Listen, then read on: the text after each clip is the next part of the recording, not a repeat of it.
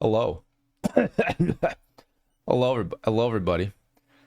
This is how I discovered that you guys have been listening to only my snoring and only my voice for the past who knows how long. Oh, good morning, everybody. Good morning. Good morning. Has there ever actually been music? That's the thing. I think there used to be music like probably the first two or three streams, and then like that ended up being copyrighted on the VOD channel, so I removed it from the recordings. It looks like I removed it completely. Like I didn't realize that I removed it completely, but apparently I did. So I gotta look into that again later. It's supposed to be available live, and then not during the recording. But hey, I'm glad you guys enjoyed my incredibly realistic sleeping noises. I miss having clips of your animations on stream before. That's that's a really good point. That's a really good point. That was fun. That was fun. It does give some context. Yeah. Did you record those sleeping noises? Yeah, that's me. That is. Yeah, no, that's a real recording of me sleeping. But yeah, cool. Well, we're gonna keep the music off then in that case. Sparky Fluffles, thanks for following. Let's see. Oh, there was a question. Dylan, I thought you were planning on start streaming at 11:30 a.m. Have plans changed? So you see, the plan didn't change. The execution of the plan may have changed a little bit when I woke up at 12:30. So it's yeah, we're working on it. But yes, I am still planning to stream at 11:30 a.m. That is still true. I'm still getting into the groove of things. That's all. I think probably Friday I'll try it again. I'll once again try the plan.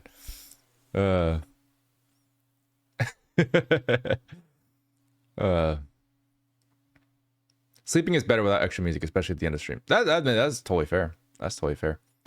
You know what's great is I kind of wish I could play the stinger. You guys don't really get to see the stinger very much, but I have a stinger I animated in between. So if I go to the sleep screen now,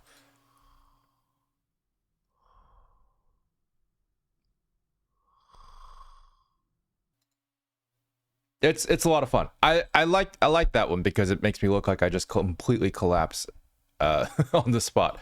But you don't get to see it much because I don't have it to when it turns on, basically. Anyway, I mean I could, to be fair. I think it's mostly just the transition override that I have here on these guys. If I just turn them off, then you guys will get this every time I change, which is fine. I'll keep it on for now. Anyway, because I worked so hard on it.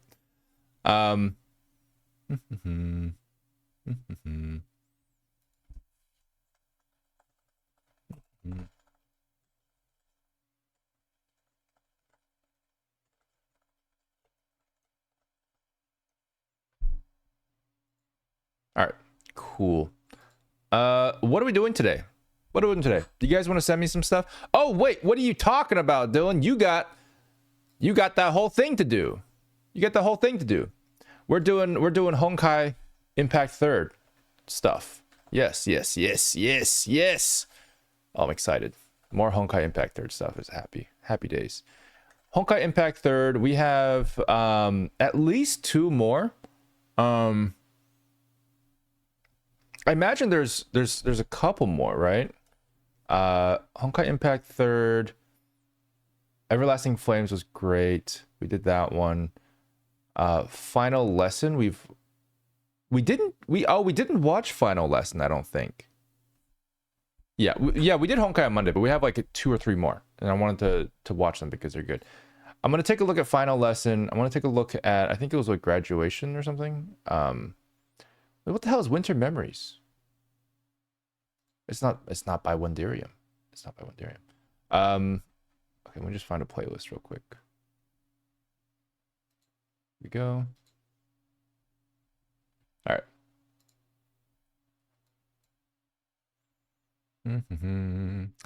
Cyber Angel, haven't seen that one.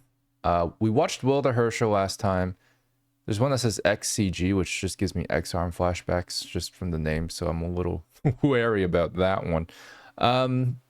Meteoric Salvation. Ooh, this one was Windirium. Yeah, Meteoric Salvation could be a good one. That could be a good one. Let's see. Lament of the Fallen, we did that. New chapter trailer seems... graduation trip. There we go. There's one. Oh, and Because of You. So we wanted to do these two at least, I think. They're also Windirium, which I'm very happy about. Windirium. Who are you?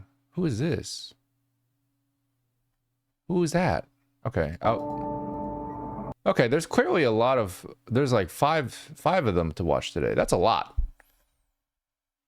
That's a lot. I'm oversleeping because my bed is next to my computer. I can afford to wake up late. That is relatable.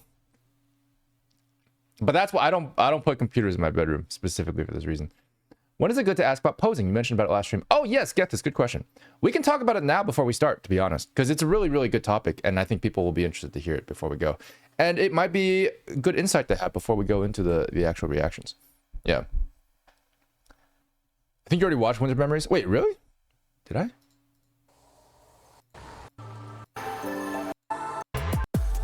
Oh, it's 2D. Damn. That's pretty. But yeah, I don't think this is going to be... I don't think this will be one of the ones that we watch today. It's fully 2D. It is gorgeous, but it stands out too much from the rest of them. That is so good, though. God damn. I think that one's probably...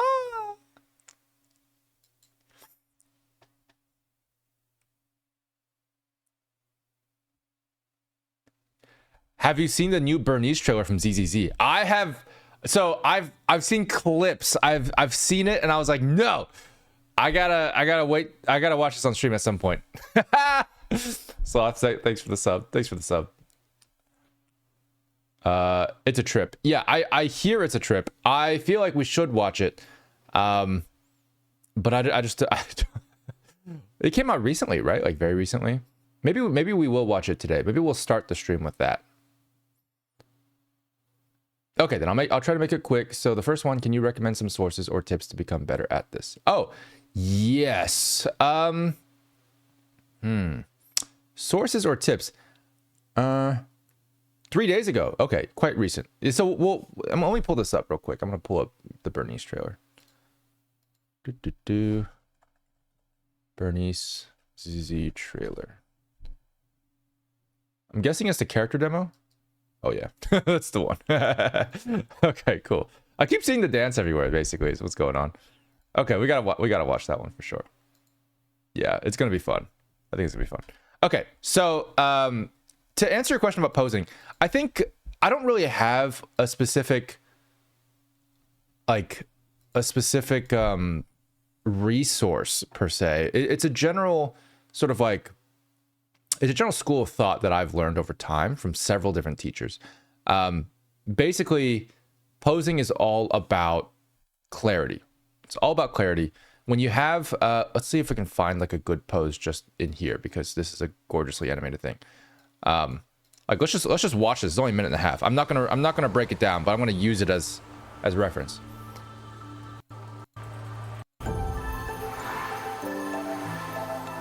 That's 3D. Yeah. So there's a couple things with poses that you want to keep in mind. Here we go. Okay. So first and foremost, this is a great pose. Why is it a good pose? Right? Why is it good? Does anybody have an answer to why this is a good pose? We're doing a little class today. All right. A quick little lecture. All right. 5-10 minutes. Why is this a good pose? Tell me, class. Why this good pose? Why good? Why good? Just tell me everything good about it that you can see. There's going to be several reasons, obviously. Ow. Thanks for the sub, Smarty. Thank you. She cute girl. Very good answer. That is definitely true. It accentuates her legs. That seems to complement the initial answer, yes.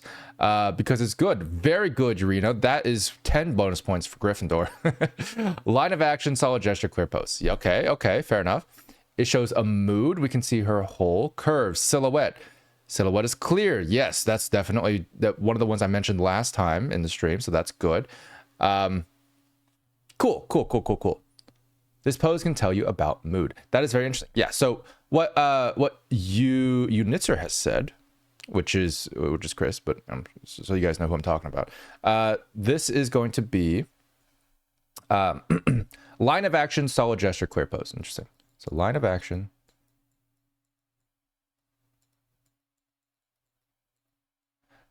Gesture. Gesture is an interesting one. I'll talk about that in a bit. And then, of course, clear pose. Clear pose is just clarity. I'm going to actually combine that with silhouette, right? So I think these are definitely the main three. Silhouette is the biggest thing that I personally think is like the first and foremost thing. So let's go in the order of operations of like how we get all these correct, right? So actually everyone was wrong. Class dismissed. Yeah. No, just kidding. This is fine. This is good. Also cute girl, which to be fair, always helps. Almost like 90% of the time. So cute girl, right? So the thing is, the silhouette is the first and foremost thing that you will read subconsciously as a brain. What are we? Brains. What are we, guys? Class, what are we? Brains. We are brains. With our brains do things. Our brains will respond to things automatically without us knowing, right? So a big part of what our brains are doing is we're interpreting the overall high contrast points. We are overall understanding what is the shape, the overall shape of this. That's the first thing we notice, right? The first thing we notice is the overall shape. So if we actually took this and just drew outlines around it, if I just drew this over here, for example, right? It's literally just like a head, and then it's like the body's here, right? And then you got like this shape here going on, and then like a leg here, very clearly a leg. These two legs are very separate. You see that? How they're both two very separate shapes, right? This silhouette's gonna like, I don't know if I can copy this exactly on the fly, but you'll get the idea. Like this is just like the shape that we see, right? Generally speaking. Now, what do we notice about the shape when we have no other details? What do you notice about the shape? First and foremost, with silhouette, there's very little overlap of each shape. You see that? So like you can see the leg here is separate. This leg is a separate leg. This leg is a separate leg. The ponytail is a separate ponytail. We have an arm here even that's like separate. You can actually see that as like a separate arm, which is really good. The only thing that's like slightly not separate is this like this one little like nubbin here with the elbow. And that's fine, right? So there's no overlapping shapes. Really, really good for silhouette. What you don't want is you don't want there to be you could easily have posed this where, for example, maybe you pose the exact same thing, but you film it from the wrong angle. That also affects silhouette. So it's very possible that you could take the same pose and rotate this and have the girl basically be like this, right? And I'm just rotating this in my head right now. But you could literally have her go like this and just have, you know, one leg here and the other leg like directly on top of it because you're looking at it straight on, and like both these legs combine into one leg. And then like this is not thank you. Appreciate that. So this is not a good shape. This shape would not read nearly as well, but it's the same pose. You notice that? It's the same pose. So that's going to read a lot less clearly than this one. Just immediately. So that's part of silhouette. Silhouette is pose and camera. Thank you. So the silhouette is pose plus camera, right? Pose plus camera. Thanks again. Appreciate it. So very, very important. Camera needs to look more like an A. Thanks. Okay, cool. So that is the first lesson of silhouette. That's important. Now, it's also very possible that you have a silhouette that looks terrible, even though it's very clear. That's when you get into these two aspects of it, right? So there's actually one more thing missing on here, and I think the biggest thing missing on here is, I'm gonna write this, balance. Nobody said this. Nobody said it. I talk about it all the time. Balance. Balance, very important. Balance is the foundation of when a pose looks natural or not. Okay? So this is going to be a very important aspect that you guys will gradually learn. This is not something that everybody will immediately pick up, but this is what I've talked about several times with center of gravity. So her center of gravity is here, right? It's usually on her torso, and you can kind of tell based on like if her torso is like up or leaning back or whatever, right? So it's leaning back a little bit, so it's actually going to be slightly backwards. This is a visualization that you'll have to practice with like some experience. It doesn't happen automatically, but basically you want to have this here, the center of gravity. You want it to be supported by the contact points of the weight distribution, right? So you'll notice that there's a lot more weight on this foot, a lot less weight on this foot. Generally speaking, you have about the same amount of mass on each side of this center of mass. You see that? Approximately the same. Thank you. Approximately the same amount of mass on each side. So this is something that you have to practice with posing. You want to make sure that your center of mass is balanced, and it's going to be balanced as long as you use reference. Like most reference will give you balanced stuff because people in real life always have to be balanced, right? So an example of a bad pose with bad balance is like if you had someone like, let me see if I can even draw something like this. So you could do something like this, where someone is like clearly like here, right? And then like they're just like leaning over this way, you know, and they're just like, wow. And then they're just like, woo-wee. It's very clear. If they're supposed to be standing on the ground, they're not. they are falling to their death, right? And if they're falling to their death, then this is a fine pose, right? But generally speaking, you want to make sure that if you have a proper pose that you're trying to convey a certain thing, balance is one of the biggest things. I'm gonna find one that's like less on the nose because it's hard for me to imagine poses that are off balance nowadays. Anyway, it can be slightly off too. It could literally just be like this, you know, and then someone's just like sitting here, but their leg is up, but like it shouldn't be up. Like this is not a great pose. This is not a great pose. And the reason is because it looks like they're falling over, because there's no support under this leg, even though the weight is under this leg or over this leg, right? The weight is over this leg. It's not fully on this leg. It won't balance on this one foot. So therefore he's falling over, right? So these kinds of things are bad for posing, technically. The next thing is line of action and gesture. So line of action, this actually refers to usually like, line of action is a very abstract concept. It refers to like the momentum of the pose, the momentum of it. It has to do with arcs and general like energy flow of the pose. And so a line of action, this is an additional thing really that helps a lot. Line of action is like this. So that's line of action. You can also argue it's this. It's not like anything's actually happening here. There's no actual momentum or anything like that. But this curve offers a really satisfying momentum of eye flow, basically. Like your eyes are gonna follow this flow and expect some sort of motion implicitly from that. It doesn't necessarily have to correlate to the motion that's going to happen, but because of that, it gives a really nice, satisfying arc to, you know, viewing the pose. So it's basically the momentum of the eyes in a way, right? So another good line of action is like if you have something that's like, you know, what I really like is when you have like these crazy poses, you know, where you have like, I don't know, a hand or something like reach out to you, right? And then you have like a head over here that's got like, you know, whatever it is, right? So if you have a pose like this and they're doing something cool, you know, and they got like whatever, like you could do something like this where you have like, I don't know, the shoes out like here or like something like that. Cute girl's getting in the way, but that's fine. This is a cool pose because it has a good line of action. So the lines of action are actually like this. This is the lines of action, arguably. It's where your eyes being drawn. Like that's the line of action. That's a line of action. That's a line of action. But these are very strong lines of action.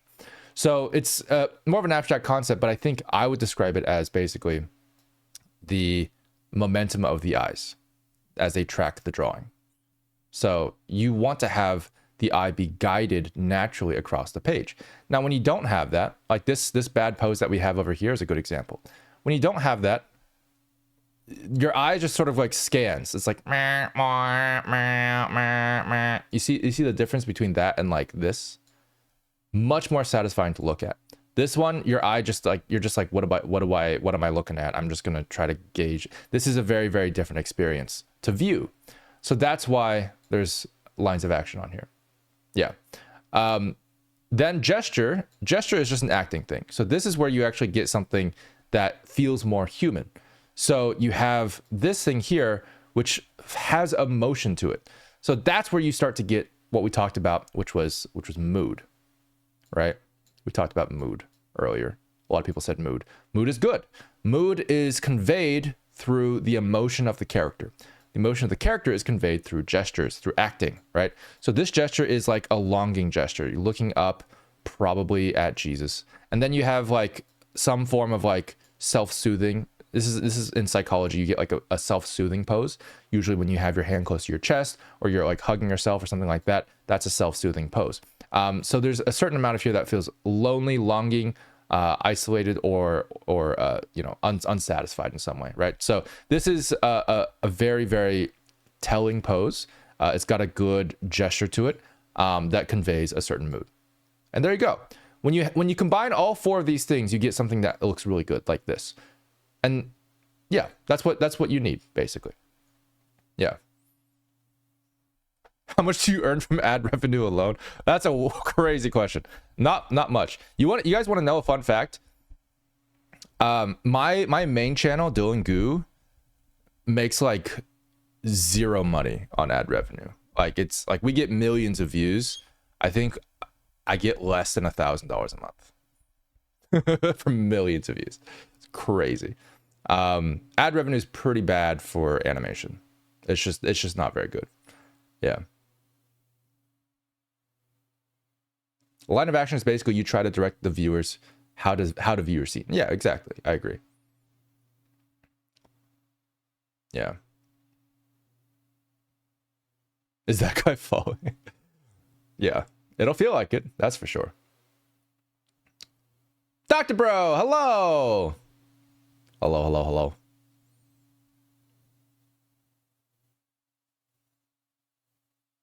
Yeah, but what I will say is Professor Goo earns a lot more ad revenue than Dillon Goo, even though it makes way less views, has way less views. Professor Goo is actually making more ad revenue than Dillon Goo is at this point. It's still not much, but it's like, yeah, we don't get nearly as many views on Professor Goo, but it's doing well, and that's why I've been enjoying it. I think it's like not only has it been more rewarding because I get to talk to you guys, which has been really good, but also because it's just more worthwhile than making an animation these days. But the whole thing about that is interesting because like I've never done any of this for the money. Like a long time ago, I had an opportunity to do like more personality based content to make more money. Like there was definitely an opportunity where like I could have just pivoted over to like being like me and like not making animations anymore. And just like doing it and sacrificing everything that I've been wanting to do, right? Like for the sake of a job. And like I chose not to. I think animation itself is not something most people would ever do for any financial gain. That makes sense. It doesn't really make sense financially to do animation, just to be honest. Like there's no way that would be worthwhile. So I choose to do it because I love animation. Like quite frankly, there's no other way to put it. But like when I chose to go down that much harder path, it was like, for me, I knew I was going to do it no matter what. So now, even though we're doing Professor Goo and we're doing all this stuff, it is specifically to help us make more animations. Just for some context there, I think it's been really, really good because I've been enjoying the process, and also it's a really good way to help fund more animations and take more risks as a studio, because the studio itself is doing great stuff, and we are like we're creating jobs. Yeah, like Sloth has a job, with Professor Goo, and also everyone at the studio has a job because we're making sure that we have what it takes to support the studio. And this is part of the process, but also like everything else that we do. Yeah. Llama, what do you mean? Are you unemployed at the moment? What are you trying to get into at the moment? By the way, can balance poses be better for characters that are like off the world or like floating characters, yet they off balance poses? Yet they usually seem to lay on air or something. Am I getting it right? Yeah. So if you're in mid-air, generally speaking, you can be off balance, but only if you plan for there to be a vector of momentum. So what that means is if you have like someone falling, right? If you have someone falling. So notice how when I draw this person, like there's a vector of momentum going this way. You see that? And maybe if it was like something like this, right? Or something like this.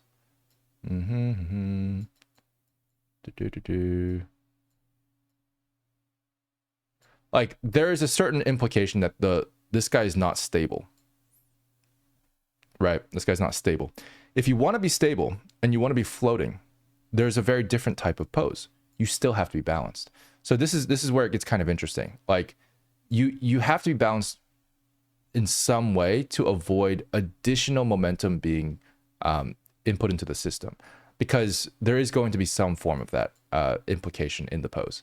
So if you're perfectly balanced, like here, instead of what I've drawn on the right there, you could have something that's a little bit more like Superman-y, right? There's a reason why Superman poses have to be a certain way. It's not like he can just pose however he wants. Notice how like this knee will be slightly bent or whatever, and like this one will be like slightly more like pointed. You see how that looks more balanced? This is more balanced, but it's technically in midair, right? So it's an important aspect to get like an equal sort of distribution of visual weight, even if they're not putting their weight on their feet specifically, right? Or on a contact point on the ground. That's a little bit harder to get right, and mid-air poses are one of the most difficult things to get right. Not just posing, but also animation. So I wouldn't feel like you have to get that right now. It comes from a lot of trial and error and experience. But yeah. Aramil, hey, long time no see. Welcome back.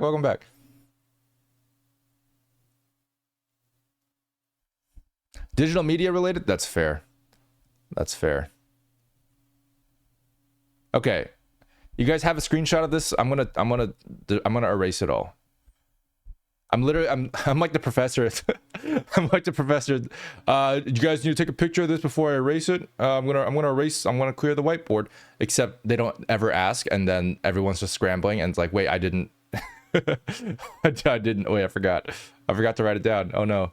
Anyway, there you go. Thanks for the yeet. Courtesy yeet. When someone is falling, you got to make the air resistance thick. Yeah, exactly. You can feel the air resistance for sure. Pick up the example of Kiana falling at that one Honkai Impact animation. That's probably she's falling on all of them, isn't she? Anyway, the only mid-air poses in my mind are those when a character sends into the flying. Yeah, pretty much. Those are good ones. Basically, what this is, except like sideways, right? So anyway, all right, boom, it's gone. We're supposed to be taking notes. Yeah, there'll be a quiz later at the end of this. All right, let's go. Let's start watching stuff. Let's go. We're gonna get rid of Winter Memories. Actually, let's just watch it real quick. It's just pretty. Let's just watch it. God damn, cute girl. Yo, the poses of this, man. So this is definitely okay. Well, that was a little weird. I shouldn't be critiquing this. I shouldn't be. We're not supposed to be. But like right here, technically, oh god, I'm doing it. This is just, it's an impulse now. She doesn't have anything like telling her to go right, but she does. So I think that's like a small thing. This is probably something that in the rotoscope was like a little bit hard to read the depth for, because I think she's supposed to go a little bit more forward on that one, but she doesn't. Anyway.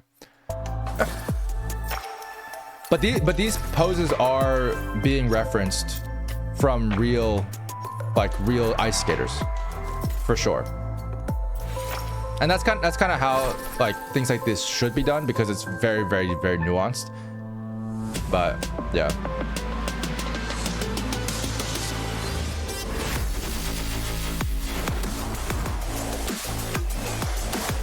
So good. It's so cool.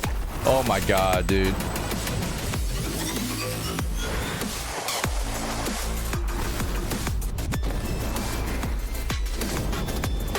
God damn. It's so good. What the fuck? Oh shit. Oh my god. Dude. Oh god.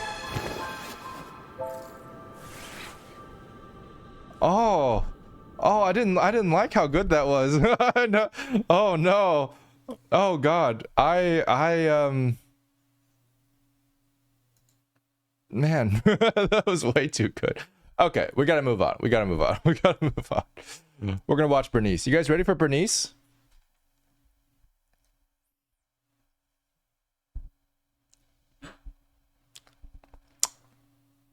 I shouldn't critique that one. It's gonna be too long. We gotta watch this one. All right, here we go. Okay, here we go.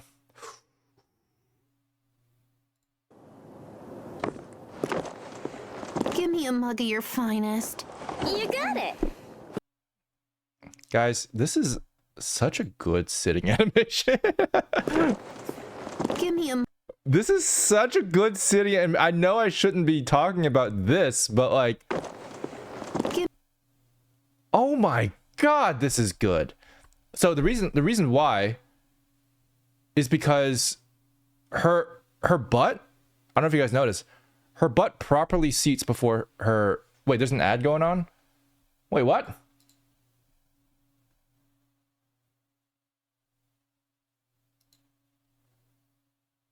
Oh, is there an ad for Malcolm but no one else? I'm confused. What's going on? Who's playing ads on my Twitch stream? All right, guys, we're gonna play an ad. Hang on, I'm gonna play an ad real quick. we're gonna play an ad real quick. Before we start Bernice, we're gonna play an ad.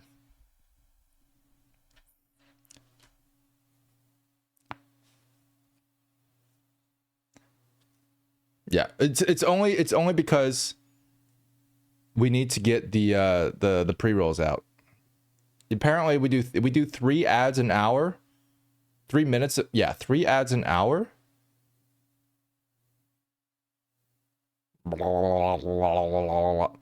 3 ads an hour will give us no pre-rolls. That is our goal. No pre-rolls.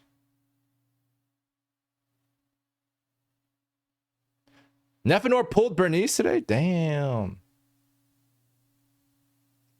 Malka. It's okay, Malka. You caused all this. She had a couple of movings that made her sitting more realistic. I get things, but it's still hard to say what exactly. Oh yeah, I'll talk about it in just a second. It's really good. So, and that's why I think I'm just kidding. I would love to just have like, next time we're gonna agree on something to say that makes it sound like you guys missed out on a whole bunch of stuff. Okay, dude, take a look at this. I can help you set up something that lets you know when ads are running. Oh, that'd be great. But I'm pretty sure it's supposed to tell me on the top. Be nice. You're commenting on her butt. Oh, thank you. Yes, thank you for the reminder. So this right here, if you track her center of mass, it is so good. So you can see exactly where her feet are despite not seeing them. You see that? Right? Her butt is jutted out. This is perfect for imbalancing the character. So they're purposefully having the character push their center of mass slightly off balance, right? And it's tilting them that way, right? Like it's tilting them a little bit that way. And this is allowing her to sit down, which is really, really good. So already from there, you're getting this falling motion that feels controlled, right? But what's cool about that is you get the additional drag on her chest and her head. So you see how these are like pointed that way. They're being delayed a little bit from the rightwards momentum, right? But not only that, they are following the momentum as they start to catch up. And as soon as they do, what stops them? This elbow stops the momentum, and it feels so natural. It feels so natural. Look at this. Give me a muggy. You see how that elbow took on just a little bit of that weight and stopped her from going any further than this? Yeah, and a little bit of head follow through that goes directly into the acting. This is like the physical stuff goes into the metaphysical stuff seamlessly, right? By metaphysical, I mean like the brain, right? Yeah, really, really smooth, really, really well transitioned between all the intentional and non-intentional movements. Give me a mug of your finest. You got it. You know, sighing like that will make even the best nitro fuel taste like regret. So before you drink, we gotta take care of whatever's troubling you. What can I get for you? A drink? Some snacks? Oh, a little flames! Mocktails, exercise. The snacks are real nice. Soda's sound mixed dry. I'm lit, you can't deny. What? Wherever you want. It's a music video? So you never ever want to leave. Anything that you desire. Bro.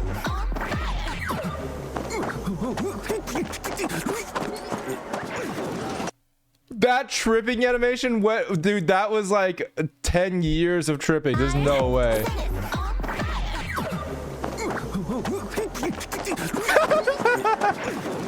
Oh, we're gonna break that down later.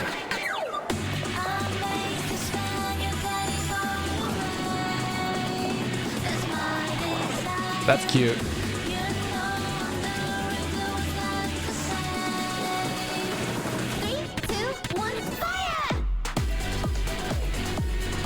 Oh my god.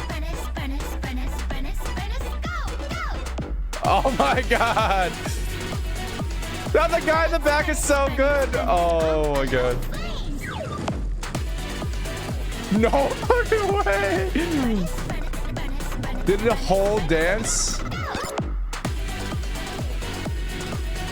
Is this a real dance that they're referencing, or did they make it up? Wow. Cheesetopia! Cheese spotted. I need some cheeses in chat, please. Thanks. Cheese in chat. Thank you. They're all references? Okay, fair enough.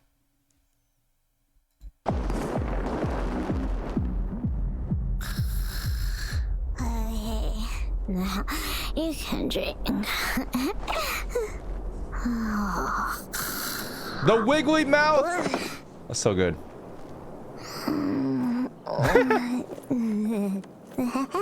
Damn, the animation there, dude. Bernice passed out on the counter again? She was up all night chatting with her friends again. Where was that? Seriously? All right, lend me a hand. I'll take her home. Watch it. Careful of the troll. Ew, the troll. Damn. Okay. Very interesting. We're gonna talk about this. One is just Gangnam Style. I get strong Gangnam Style vibes from the music, if I'm being honest. Yeah. It's so well animated, but it's hard to take it serious because of the dance. Oh, well, yeah. For sure. Which is kind of the point, you know? It's a very fun animation. Is this, guys, is it just me, or is this just like incredibly Ruby coded still?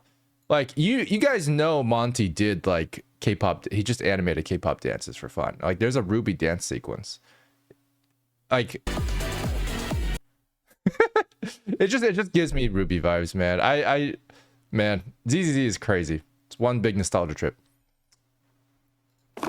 You know. Yeah, Dr. Bro, if you have that video, that'd be great. Sighing like that will make even the best nitro fuel taste like regret. So before you drink, we gotta take care of whatever's troubling you. What can I get for you? A drink? Some snacks? So before you This drink, animation we is gotta a take care of little bit... whatever's troubling. One thing I will say, as a small thing, I noticed that, like, the arc here is not... Before you drink, we gotta take care of whatever's troubling you. What can I get for you? The arc here feels a little too Take care exaggerated. of whatever's troubling. Like, this part right here is difficult to read this particular anticipation, because not only does the finger kind of disappear here, but also it goes too far back and it's too unsynchronized. So what that means is it's actually got a lot of drag to it. So if you know this finger comes up, instead of having a readable pose at the apex, the finger disappears because it overshoots, and then it drags quite a bit. I would personally have preferred if the finger stayed visible. So if they actually just exaggerated it a bit less, I think it would have read a little bit better. Personally. It's very loose. Yeah, it's basically loose in its socket. Yeah, it's being a little over animated there. Yeah. The broken bone stylization is easy. I think it's fine, generally speaking, but it's important not to sacrifice good posing for it. That's the main thing. Yeah. Billy the Kid is great. Billy the Kid is great posing. But this is like a slightly different thing. It's not the same thing. Yeah. There's trouble What in can I that. get for you? A drink? Some snacks? Oh, a little flames! Mocktails, mix This is a crazy pose, dude. This is a crazy pose. Off the bat, this just makes you go like, huh? fixers' eyes. The snacks are real nice. So Oh, it's the Russian one. Yeah. nice. Soda's sound mix dry. I'm lit, you can't deny. Wherever you want, wherever you need. So could you never, ever Is this from something? What is this guy doing? My God. All right, we're gonna take a look at this, Dr. Bro. Hang on, we're gonna watch this first so I know what I'm watching. That's copyrighted. a drink? Some snacks? Oh, a little flames! Mocktails, fixers' eyes. The snacks are real nice. Soda's sound mix dry. Fair enough. I'm lit. Yeah. Soda's sound mix dry. I'm lit, you can't deny. Oh yeah.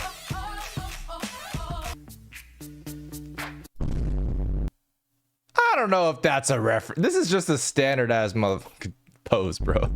I'm sorry. You can't deny. Wherever you want, Oh, wherever that. you need. So could you never, I guess so. Yeah, I guess so. The knees are usually outwards instead of inwards, but that's fair. ever want to leave? I'm not 100% sure on that one, Wherever you want, but I do think it's wherever you need. probably a So could you reference. never, ever want to leave? Anything that you desire, set it on fire. She could dance? Interesting. Interpolated the animation? Interesting. You desire. You know why the interpolate? Oh, God, dude. Noodle has such a great video on this, but like, you want to see why the interpolation is so bad? Look at this pose. That doesn't look like her. Like the eyes are being like pushed around. Like it's not how it works. Anyway, Desire, set it on fire. is that twerk? That's not twerking. I guess it is. 3, 2, 1, fire! Really? Is that just because there was chibi versions of her on screen? I don't know. That's a little bit of a stretch. This is a very specific dance.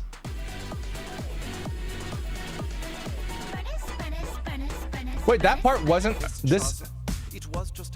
Ah, no way. Wait, is it? That's not the same dance. What is this video? What is this video?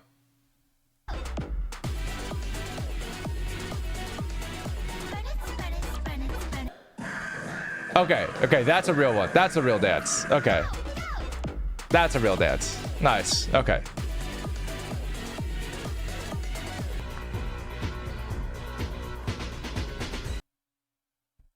I can't. I'm going to throw a fit. I'm going to throw a fucking fit. This is not a Shaolin Soccer reference. This is Thriller from Michael Jackson. And that's not the dance she was doing. Am I crazy? Oh my God. There's no way.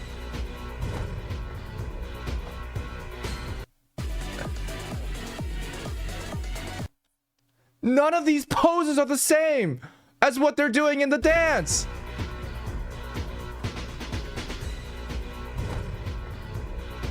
Yeah, this stuff's original. That's fine. But like, none of those poses were the same at all.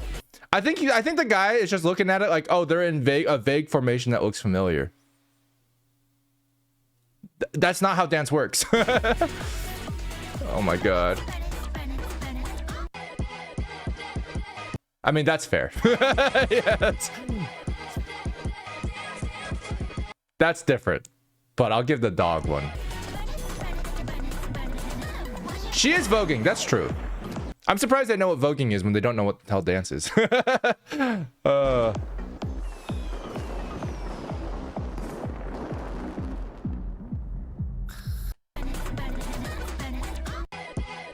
Is she really voguing though? Is she really?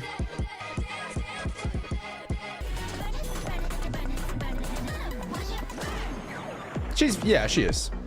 Yeah.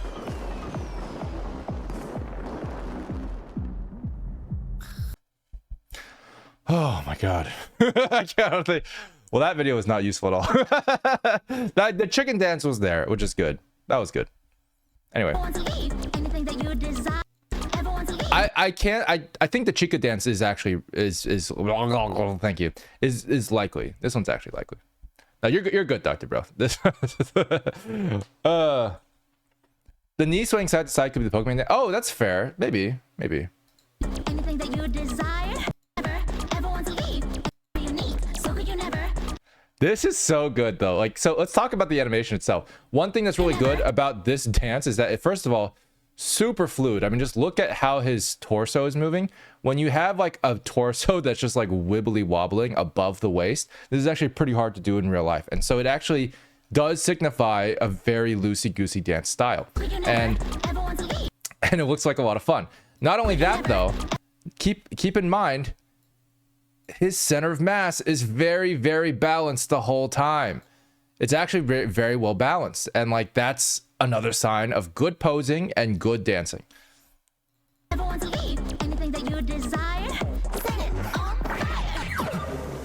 Dude, we gotta break this down frame by frame. Okay, so he's still going. He's about to fall. Nope. He's okay. Oh, so this is so good. It's actually consistent. It's so good. So what we see here. So what we see here is you have him falling here. So he's backwards. He's backwards. We know that he has to catch himself with one foot, catch himself with the other. We go with the left foot down. But if you read his center of mass, it's like it's still like over here, right? Like it's still not fully centered over here. Now, if this pose was in isolation and you just assume that his center of mass was here, this could be a balanced pose, but it's not. You get the context of the previous shot. And so you have the momentum still going. He still needs to balance himself because he's trying to get the center of mass over here. Now, this looks like it's pretty balanced, but it's actually here. And the reason being is because this foot is slightly off. It's slightly off. It's off because it's trying to balance. So when you have a foot lifted, this contributes now to the balance equation and is now the center of mass on the other side of this foot. So that's how he's trying to stay upright. So you continue with these poses. And he has to bring this over here to try to counteract it. He has this pose, which is also really, really good. You'll notice how when he moves his foot from the right to the left here, look how much space is there between the ground and the foot. Very, very little. This is actually what makes him feel drunk the most, probably more than anything else, in addition to the imbalance. But having your feet drag behind is like visual slurring of animation. That's what it is. So this actually will make him feel more drunk. Very, very, very little. I mean, to be fair, most of the time you have very little movement, but this one in particular, especially for the side movement here, when there's supposed to be a foot in the way, it's not lifting quite as much as it should. And that will give a nice drunken feeling. So he does that, barely makes it in time. What's really cool about this is that, you know, you can tell, even though, like, if you just look at the center of mass here, you already know that his center of mass is like somewhere above here, right? And that needs to be balanced. Well, can it be balanced? Well, if you look at the final pose, no, it's still not balanced. You can see this foot is not placed far enough to actually balance this pose. And we feel this. We as brains, we feel this subconsciously already. So we know that he's not balanced because the foot didn't go far enough. It didn't go far enough. And then here it confirms, yep, that's right. He's still tilted. He's still falling. He's still gonna fall. Everything's great. Or not great. And then he falls again. This is like such a great transition because you already see that he's tilted quite far now. And so you have this, which is a pretty exaggerated pose here where the foot's already like coming towards camera, or not coming toward, but the body's coming towards camera here. And then as it gets here, you get 1 foot. This is such a great moment because you hook up to the fall here. Right? So you see he's already, he's like falling, he's close to the ground here. And see this hand? See the hand? You see the line of action where it's going? The momentum that it's going? It's gonna swing down in just a little bit. See that? It's gonna swing down in just a little bit. And what do we see later? Hand. Really good continuity for these poses. This is really hard to do, just by the way. Getting the continuity to feel good in between so many cuts as an animator is fantastic. And then finally, they bring it all home with this, which is actually incorrect. So they had such good foundation, and then on this last shot right here, he's about to, like, this is actually quite balanced. If he just went forward a little bit, which he was going to do, he would have been pretty well balanced, like if he was like this. And he had all the things that he needed to reach success in this balancing game, and he could have been right here and he would have been balanced. Unfortunately, they decided to use an invisible force to push him down anyway. See that? See how he's like suddenly falling, even though there was no vector toward in that direction. So here he's actually going this way, but he just suddenly gets put. It literally looks like he's getting pushed by some invisible force. So that's a little bit inaccurate. That's technically not physically true, but it's funny, and I'll give it to them. And I think the buildup was good enough. But yeah, he's being yanked, which is not accurate. Let's watch it again in real time.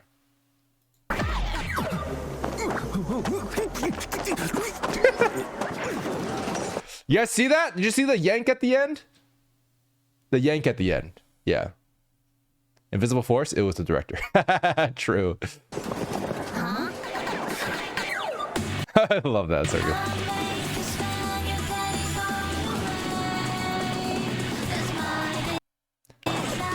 This is also interesting. This is like a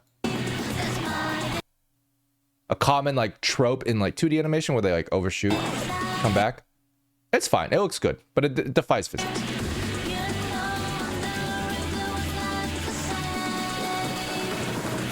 2, 1, fire! It's such a good dance, dude. This has got to be their attempt to be like, hey, TikTok dancers, it's time. It's time. 1, fire! I would totally do this dance. It's actually, it looks so fun. Furnace, furnace, furnace, furnace, furnace, furnace, go, go! This is so funny. This is also just a really good representation of the dance. These guys are the most impressive to me. They are so like, they're so well balanced compared to the rest of them because they have different proportions. And the different proportions, the different distributions of center of mass are giving the exact movement that they would do if they tried this. Like, so notice this is actually a really cool detail. The reason why this works so well is because he doesn't have an arm. He only has one arm. So he has to lean back further than they do. He can't be upright like that. He actually has to like this. You see how this guy, the foot is much more to the left. His butt is a little bit to the right because this thing is pulling him over. He's missing a hand. So this is actually a pretty well balanced pose for his mass. And it's like, it's different because it would be different. It's kind of amazing. Like, notice how he's having difficulty just balancing. It's so good.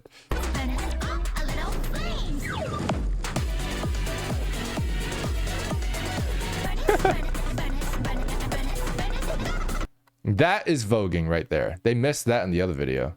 This is voguing. Yeah. Wait, guys, look at this guy. Oh my god, that's so funny. Dude, that is wild. That is so funny. Anyway, yeah, this is good. Oh, damn, look at that. Look at that line of action there. Look at that. So good.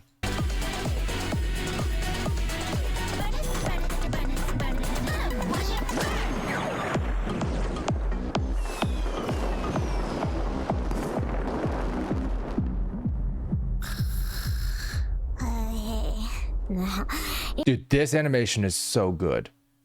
This animation is crazy. You can drink. So the mouth, the wiggly thing, that's really cool. I wonder if they have a tool for that. Like, I don't know if you guys can even see it from this distance, but you see how the mouth is... That mouth wobbling looks like it might have even been done by hand, like bone by bone. It's crazy.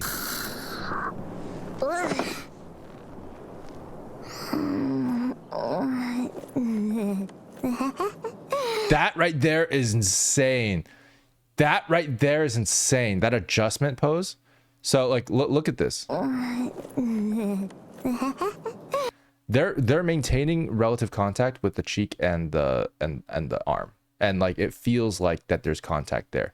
That's a really hard thing to do because in animation there is no collision for bones. Like this guy is not like, the engine is not telling you that the arm cannot, you know, that the arm is there. He's simulating all this in his brain. So all throughout this little bit, he's keeping the head equidistant. It's right here, it makes contact. He's keeping it equidistant with a soft cheek, so it's not like perfectly hard or stiff, but it's relatively equidistant from the table to the cheek because this arm mass is there, and is maintaining that throughout the different pivots and the different momentum changes. It's really good. And then that little cheek puff right there is so cute. Ah, so good. So good, dude. Unreal Engine can? Yeah, I doubt they're animating Unreal Engine. Most of the time, you're going to be animating in Maya. Technically, Unreal Engine is getting better animation support features, but I don't think the industry's quite there yet where the professionals are using it on professional projects. It's just going to be much easier. Oh, they use Unity, actually, so that's not even true. But yeah, there's definitely no engine stuff going on there. This is fully animation-based. Yeah. 2 to 3 shape keys. I don't know, actually, because I think there's actually was some consistency in how that was going around. It wasn't just wobbling. Yeah. Third Floor is trying to transition their animation team into Unreal entirely. Yeah. I know there's people trying to do it. It's still young enough where it's not normal. I don't think it's going to be normal for another maybe 2 years. That's my guess, my timeline. Because, like, at minimum, of course, like it's still not going to be like fully standardized until like blah, but in the next year or two, I wouldn't be surprised if someone said they animated an entire game or project in Unreal. But it takes a lot of time to train people up to actually get to the same professional level as they are in Maya, right? There's a lot of the cool things that like have similarities which make it easier, but yeah.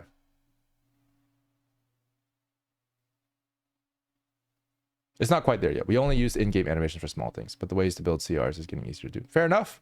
Fair enough. Does ZZZ use Unreal Engine? Yeah, it doesn't. Well, to be fair, Unreal Engine is great because Guilty Gear uses Unreal Engine. It's fantastic. All right, guys, we gotta move on. We gotta do Honkai stuff, and it's already been an hour. I don't know if we can do all 4 of these. We're gonna try. We're gonna try. These are actually all 7 to 8 minutes long. Holy shit, we're gonna die. Okay. Here we go. So Meteoric Salvation, this is one of them. We have 4 Wonderium ones. I'm very excited for this. Let's see what happens. We're gonna start with the shortest one. I remember watching this a long time ago.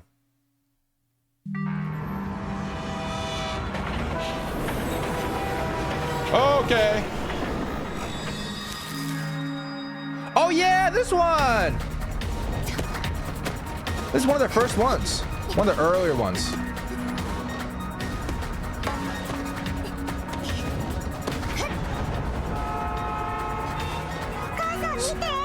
That's 2D. The people are 2D, which makes sense. There's a small thing I wanted to point out. It looks like this is likely when Wonderium was first experimenting with this look and everything. So if you actually notice, they are dealing with that stutteriness. You see that? So Kiana is not parented to camera here, and it makes her animation look more stuttery, more low frame rate than it does actually feel like satisfying. This is the biggest difference between like 2D and 3D animation being animated on 2s.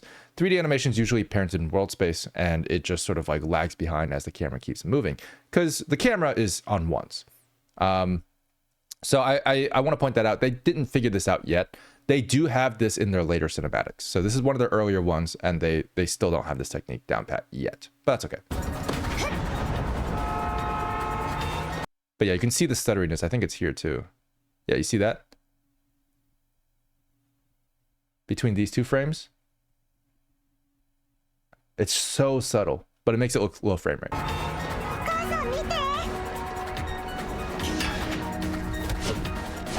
Oh, it's so good. Wait, hang on. Wait a minute. Hang on. What was that? She goes up, which is good. And then she grabs onto another one, which is good. But how does she go upwards from there? So in order for this to make sense, this is a small thing, but like in order for her to go upwards from here, she has to be like rotating upwards, but she's rotating sideways.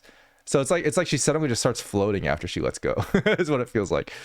So small thing here, how would I recommend they do this differently?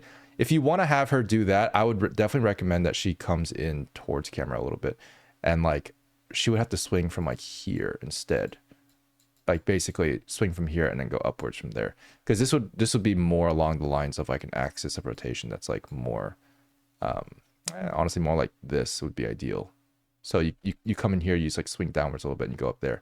That would make more sense, but it doesn't really have the environment for it, and they're just kind of working with what they got, and that's fine. But yeah, yeah. That's a really cool thing right there. I think that might be 2D. It's a really cool thing that they did here, because I'm pretty sure what's an important aspect of this really hyper wide shot working, that's not the character. You see that? That's not the character. That's a white blob. That is that's a ghost. It's heavily blurred, which might be, maybe it was the character at one point. But what's important about 3D is you can't have the same level of detail character from far away as you do in up close, in 2D anyway. But in 3D, you can have a super detailed character really far away, and it'll draw all the detail that it's trying to draw, and it will just look like a blob of colors, and it'll be way too much. The simplification that people do in 2D looks a lot more appealing, and this is an example of that. You don't want to fall prey to a 3D artist being like, oh, we're just gonna like, it exists and therefore it's gonna be super far and it's gonna be in the background and it's gonna be like really detailed because we didn't change the model. It's a very 3D artist way of thinking, and it ends up making it look too detailed. This is a good balance. I think they've really just like either erased it entirely or did it in 2D or blurred it super hard so that it doesn't look like the original character model.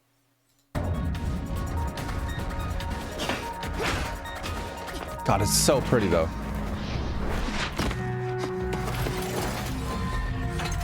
So again, I do think that they drew the shadows on, especially these wrinkles. These wrinkles are being drawn onto the model for sure. But then these ones, they're good. They're really good shadows. This face is totally 2D, 100% 2D.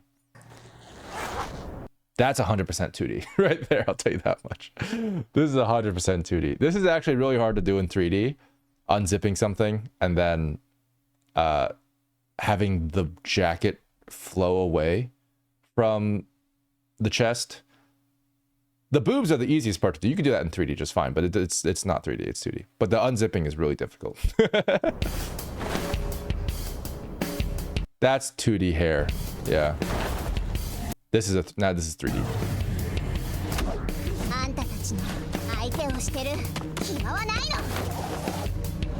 She has a baseball bat. I love how like high tech everything about her is, and then she just has like a baseball bat. Whoa, what was that? Hang on. Okay, that was a little weird. So this is an example of like anticipation, good posing. So this looks like she's about to beat someone up. Like she should be beating someone up here.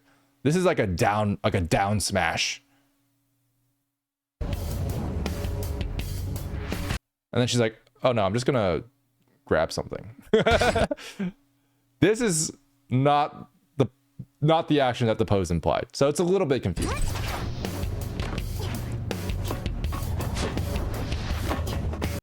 A little bit of a nauseating camera there. Oh, that's cool. Oh, that's cool. That's great. That's gorgeous. Look at this. So great pose here. That's an awesome pose. Even better pose here. I'm going to check the stuttering. It looks like that they've kind of solved the stuttering for this one. Like, notice how she's actually following the movement here, even though she's not animated. Yeah. Feels really good. Oh, that's what the bat's for.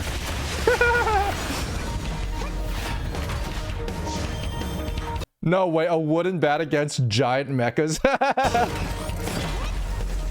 That's wild.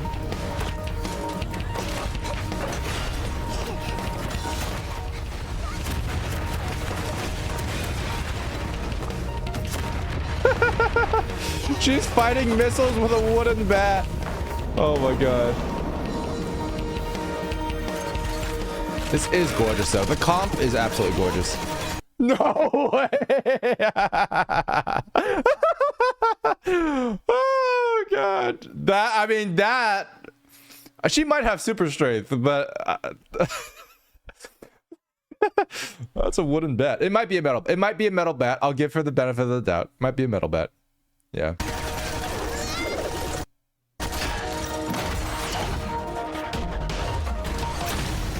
Damn.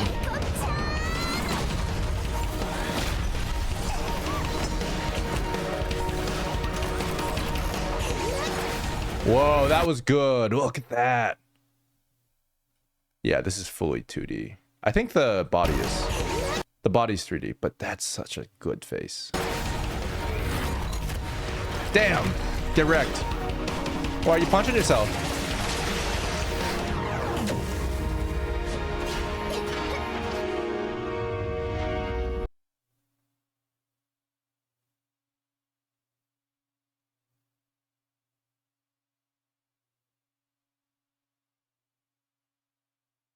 Is this a reference to Monty Oom's Icarus? Insane.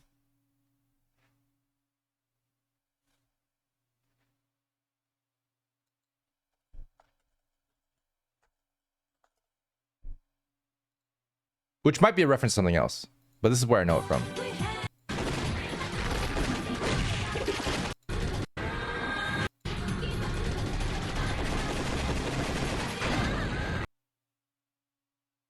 One of my favorite shots from Icarus. I love it. It's so good. You know, we could break down Monty stuff all day, but like, look how, what an amazing shot this is.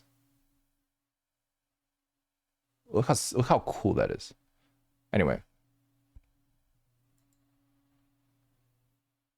It's a very simple shot, but I immediately thought of that. I was like, damn.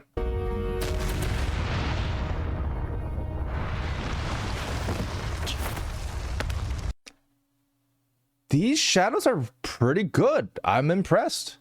I'm impressed these shadows are so good because they're not cleaning up anything like crazy. The hand's a little, that's a little bit broken. That's not really how hands work. But everything else is like pretty decent. The cleavage shadow is being hand drawn. Just so you know.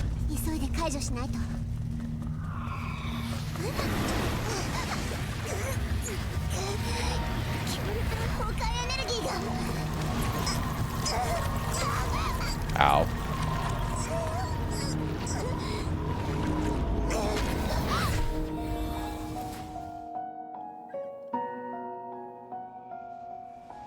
The music for these are just always so good, dude.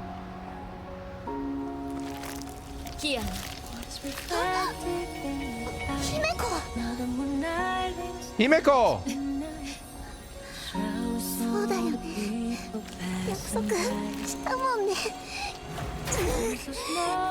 Ow. That was 2D hair?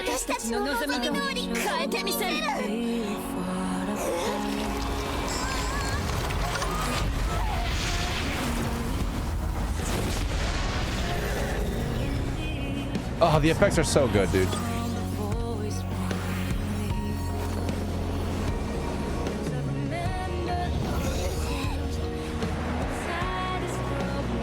Hair's actually not bad.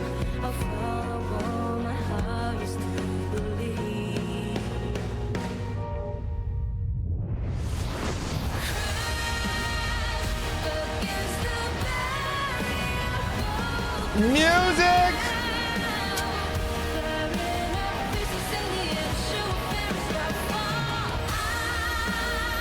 Wait, hold up. That hair is gorgeous. Hold up. Hang on. What the? What the f?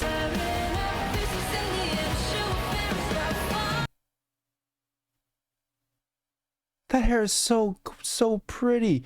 I think they've got to be using some sort of like sinusoidal math for this, because like animating the wave by hand is a little bit more difficult on an FK chain. I assume this is an FK chain that they're using.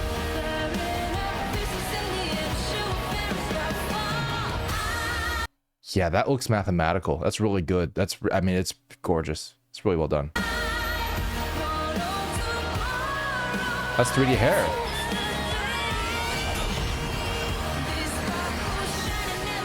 That's 2D hair. They didn't really get 3D hair, and then they switched over to 2D. It's interesting. I thought they could have pulled it off. It's good. Because the shading was really consistent too. I was very impressed. Ah!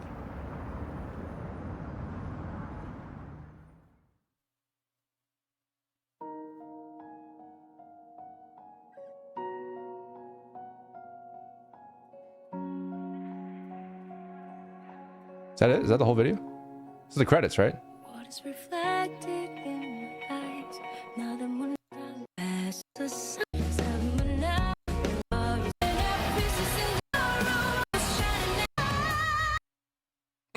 Music is really good. Music is really good. Oh god, that's cool, dude.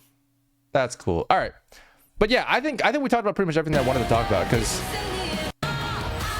this is really impressive just because of the shadows. And I wonder if the shadows are being hand drawn here, because if you look at this, like that's probably what I'm most impressed by, because the shadows are dynamic, but you're getting really cool shapes in the shadows, like this right here. You see that? This is really hard to get on a 3D model because there's not really like geometry there that would make sense to model. Sometimes there is, and if there is, that's a really, really good artistic decision. But like, it goes away. So where's the geometry?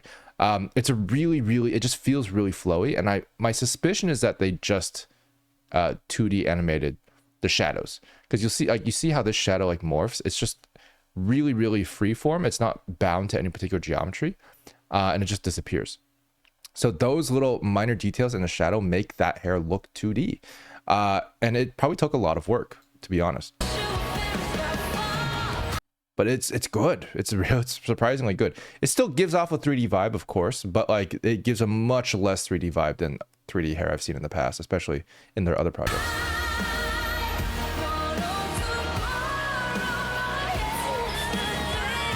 This was good. Now, this is Wonderium's one of their earlier projects. I'm really curious to see the next few and see how that looks. Hoyo is a music company that makes games. Yeah, honestly. Okay. We got Final Lesson, which feels like some sort of climax. Oh, wait, this is 5 years ago. Sorry. Wonderium? Excuse me? This is more recent than this one? How is Final Lesson older than Meteoric Salvation? Oh, wait, but that makes sense because Final Lesson isn't Final Lesson when Himiko dies? Yeah, that makes sense. that makes sense.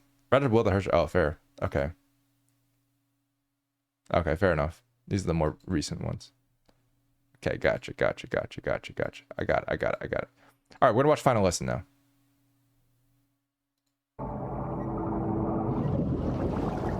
Bubbles!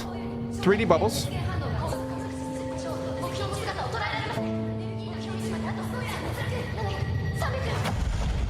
that a 2D face?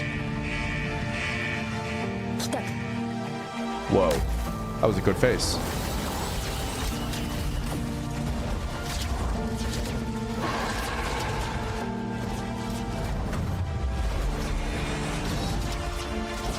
Okay.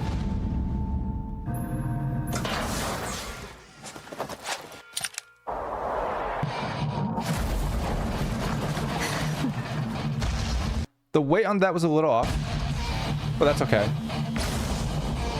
2D smoke. Overall, pretty good mecha stuff. That was good anticipation. I like that. Some blobby shadows in the cape. That's the main thing.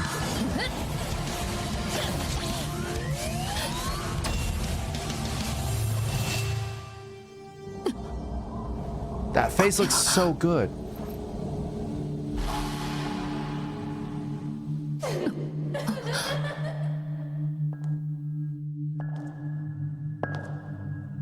God, the sound design for her walking is so good, dude. It's so good. We're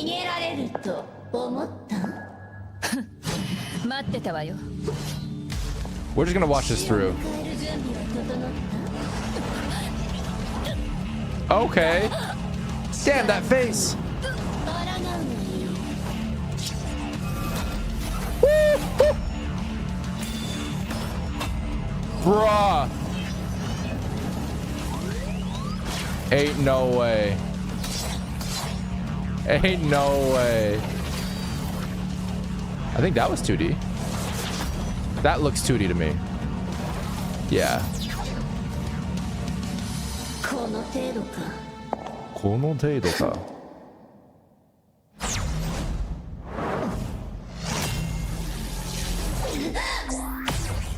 Damn! That's so good. The impact was so good, dude. Holy shit.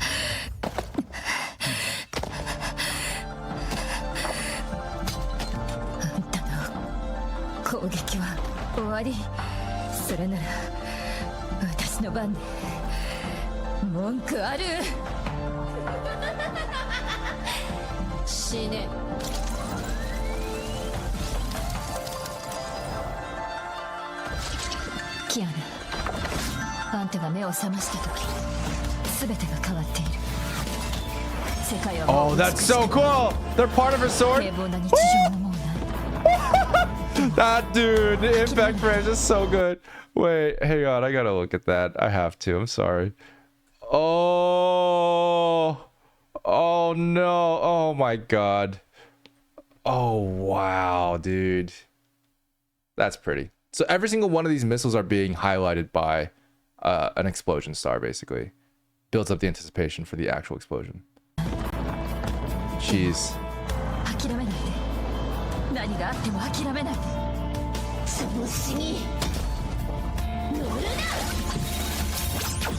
Whoa, that's a cool weapon. Woo.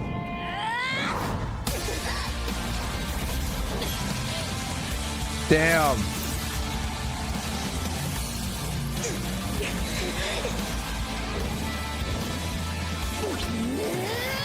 Wow, that face, dude.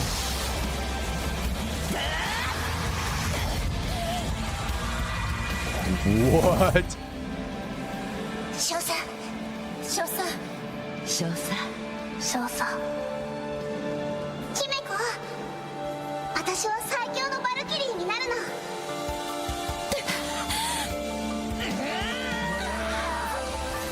No! Oh! No! Holy shit! Are you serious, dude? Oh my god.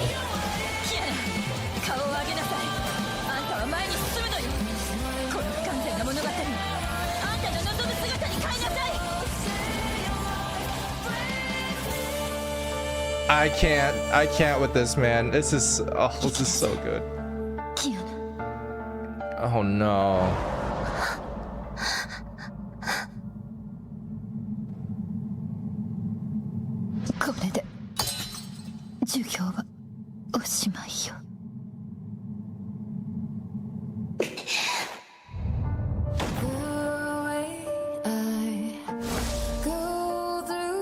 So she didn't actually attack her.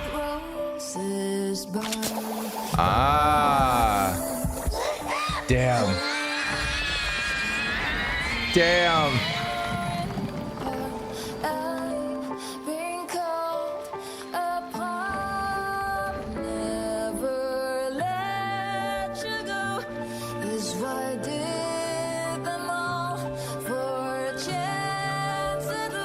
Wow.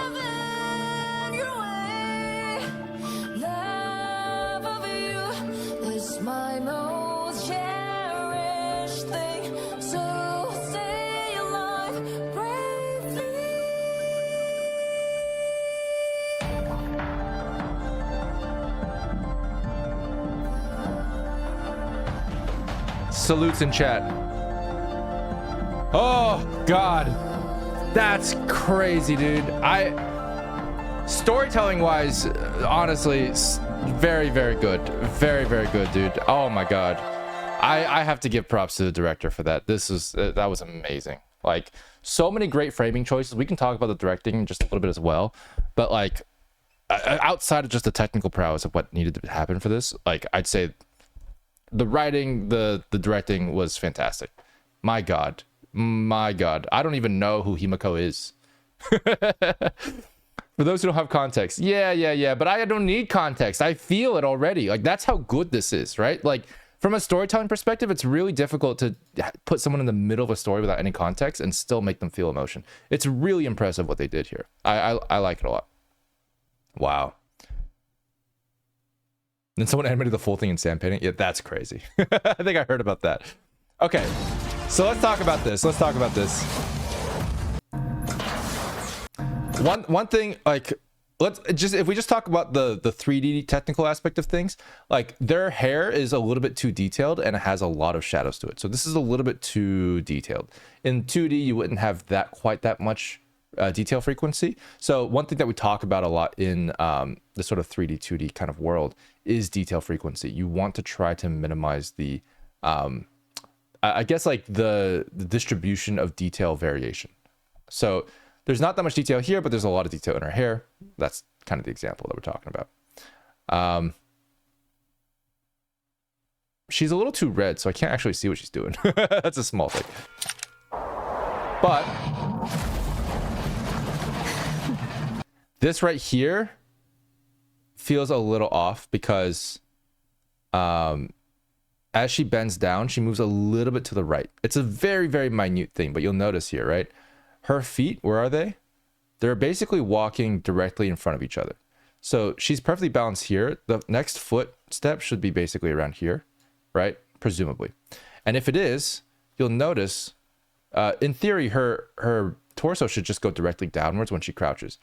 But it goes to the right, just a smidge. And because it goes to the right just a smidge early on, it feels a bit off. Now, it can go to the right at the end of the crouch, but not at the beginning, because you're not folded enough for that. So a very, very minor thing, but it's something I noticed immediately.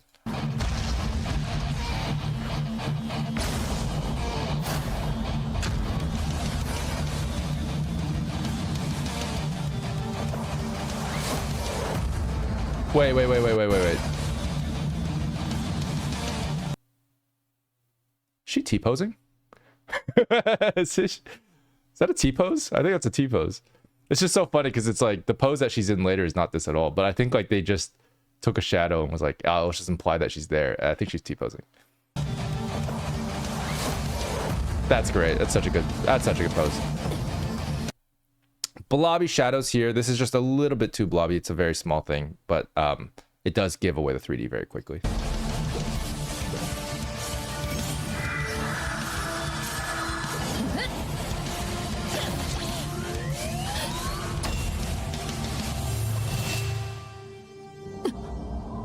This is such a good face. This is fully drawn, I'm pretty sure.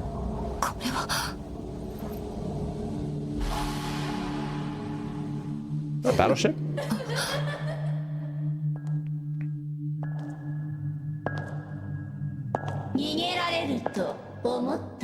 So this is another great example of how they're keeping the face totally still. And what's really interesting is because they're drawing the faces, it's even more reason to keep the face totally still because the 2D artist has to draw on top of it. So they're trying their best not to rotate this. You'll notice as she's walking down here, like her entire like upper torso here is like not really moving, and it's done intentionally, and that does give a really nice 2D look. You see that? Like no rotation at all.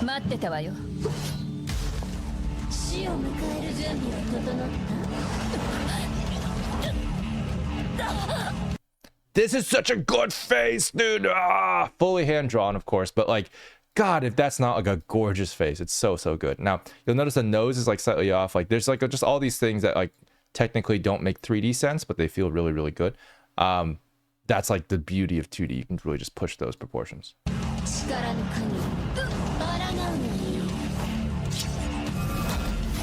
This is crazy from a choreo perspective, dude. Also, the fact that she can snap with her index finger. Can you guys snap with the index? I can't snap with my index finger. That's crazy. I don't know if this is done intentionally or not. Like, I think it's fine. It's a pretty cool look. Like, I like it, but like, I've never been able to snap with my index finger. You can do it? Really? I guess kind of.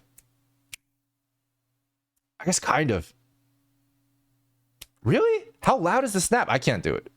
It looks cool. I don't have anything against this, but I've just never seen anyone do that. It is cooler. I agree. It is cooler. God, you guys are so cool, man.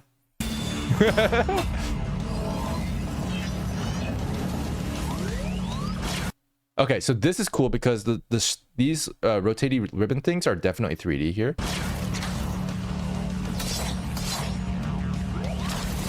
But this is 100%. This is 2D. Like, that's fully 2D. Look at that.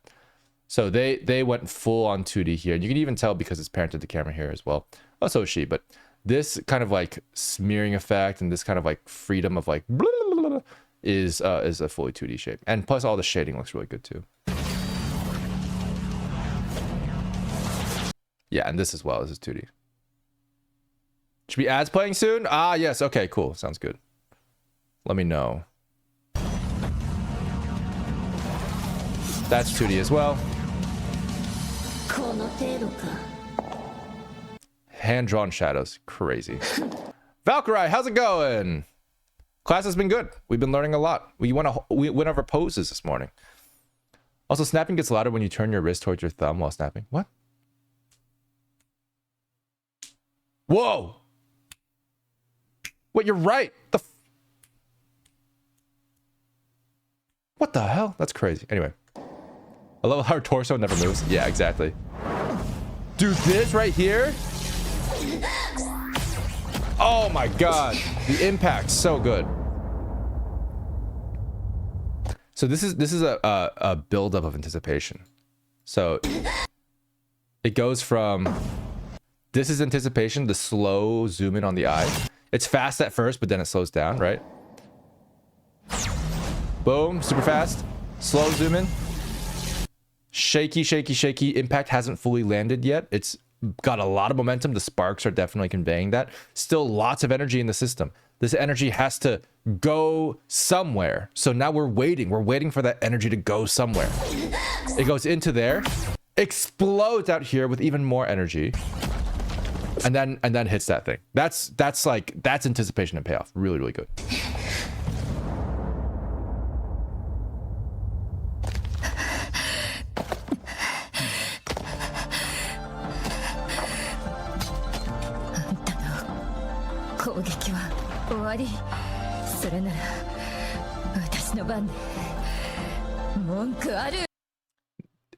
Is that? I think this is the actual 3D face, guys. That's not a 2D face. That's a 3D face. This is the first time I've seen a 3D face. I'm pretty sure that's a 3D face because it doesn't quite look as good as the other faces. And it moves a lot. Maybe it's a little bit 2D. But it's pretty close to a 3D face.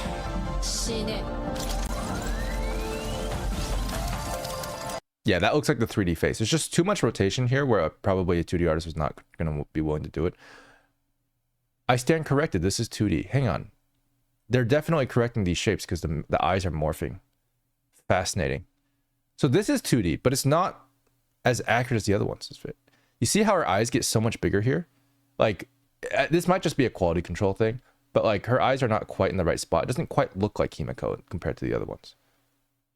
So it's like, it is being drawn over for sure. You can see how the eyes are changing position a lot. And you can see right here that like her eyes get like huge comparatively. Like they're a lot bigger here than they are here on her face. You see that? Stuff like that. So that is 2D.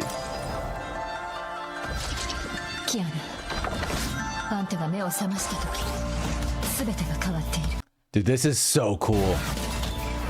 This is like Cloud Strife coded. That's what it feels like. It feels so good.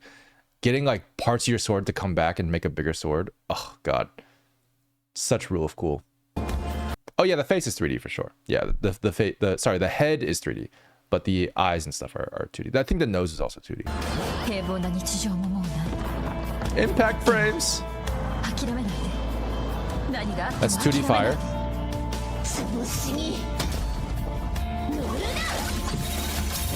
This is such a cool weapon, dude. It's like a bow and arrow, but it's made of hologram polygons. Like, what? That's so cool.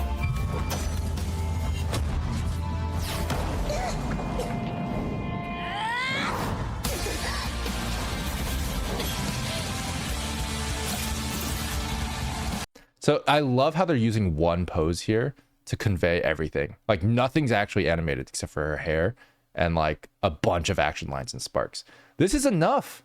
This is enough. It's really, really good. Absolutely gorgeous mouth shape. I haven't talked about this enough because I've talked about it so many other times. But look at that mouth shape, dude. That's 2D 100%.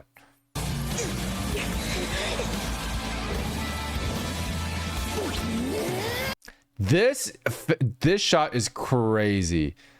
This shot is crazy. This shot, you can tell, like, it, man, they're definitely using the 3D.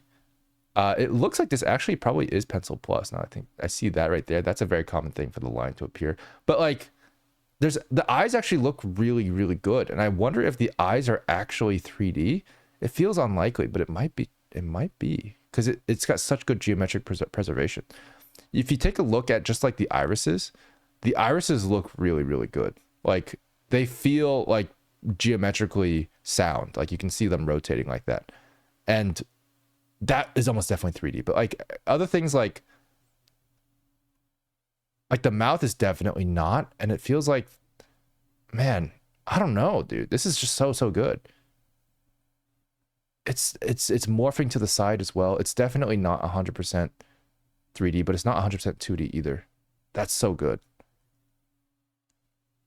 Yeah, 3D usable eyes. Honestly, like, I think this might be just they actually modeled the eyes really well. And they probably have something like camera keys here for the side view.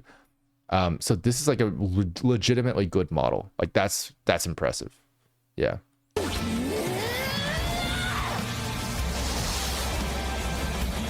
Guren Lagan! Tengen Topa! Dude, it's so squishy. It's so nice. It's such a cool thing to do. These are, of course, all 2D. Except for this.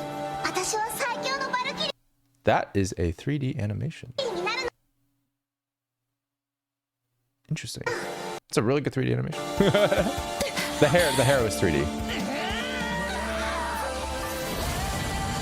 I love this shot, guys. I love this shot. There could be some things that could improve. Like, her leg pose is not perfect here. Like, I wish her legs were less like relaxed. You know, like if her legs were like still like this, like they were earlier, that'd be pretty cool. But like, this composition from a directing perspective is like at the climax of the video is gorgeous. And the reason why is because it synchronizes such a huge moment of emotional desperation with like a visual representation of that. With the climactic part of the song. It's so good. Oh, look how... Ugh. And there's a reason why this is the most replayed part of this video. I mean, come on, guys. Look at the anticipation on this sword swing, though. Look at this, dude. Look at that.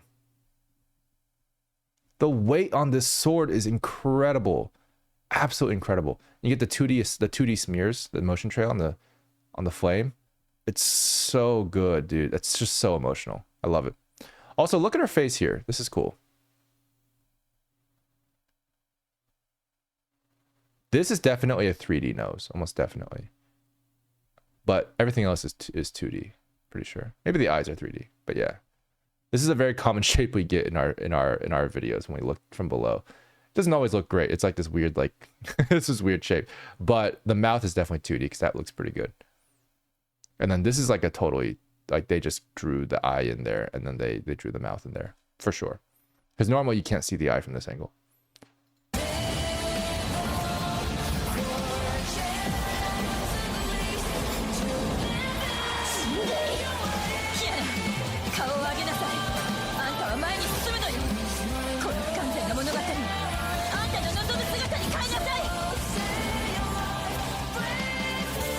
It's so sad. 行きなさいキアナ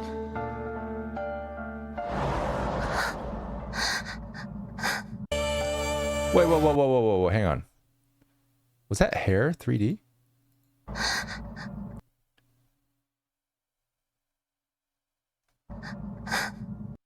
I think that's 2D. It's fully 2D.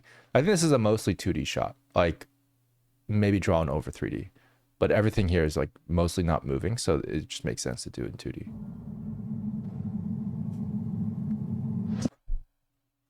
This is 3D. That's really good 3D. これで授業はおしまいよ Again, slow motion really difficult to do in 2D. So this is a lot of like parented 2D shapes. Like this is almost definitely a hand-drawn eye.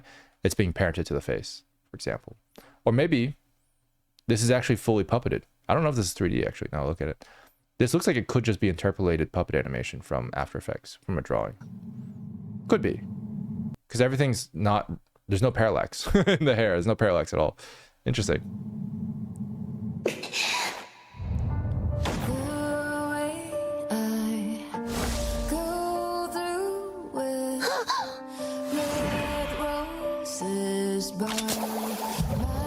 The callback, this is so great because this is what she was holding at the beginning of the video.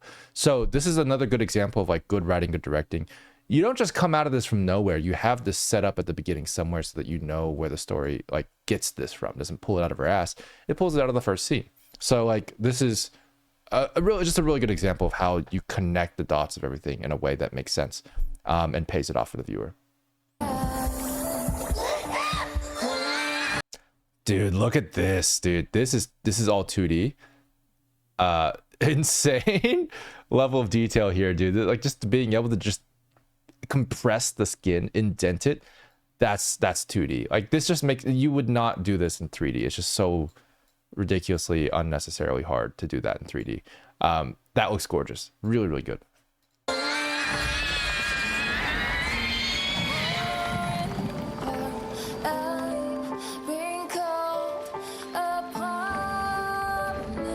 This thing was meant for Himiko? No. So sad. That's such a good face, dude. Ah, God. Oh, they're morphing it. They're morphing it. They're morphing it. It's a 2D face. Okay. Okay, cool. So this is a 2D drawn face.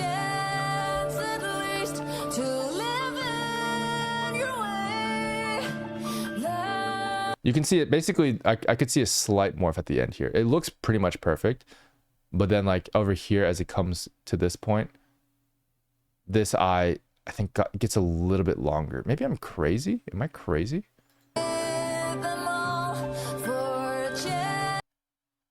Yeah, it's moving up her face just slightly. The geometry is not perfect. This is not on her face. It's a drawing. Yeah, I'm not crazy. I can see it. No, I can see it. I can see it. I can see it. It's there. It's there. It's there. This eye is moving upwards. You see that? It's like moving away from the hand.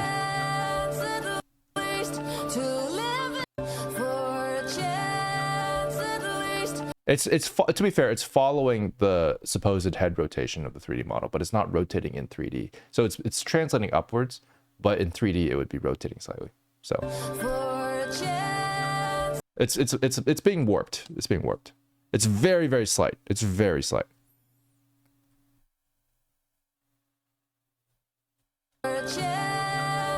Yeah, it's like sliding up. Like it was here earlier, and now it's here, basically. that's how subtle it is. It's very, very subtle. No, Dr. Bro, stop. Anyway.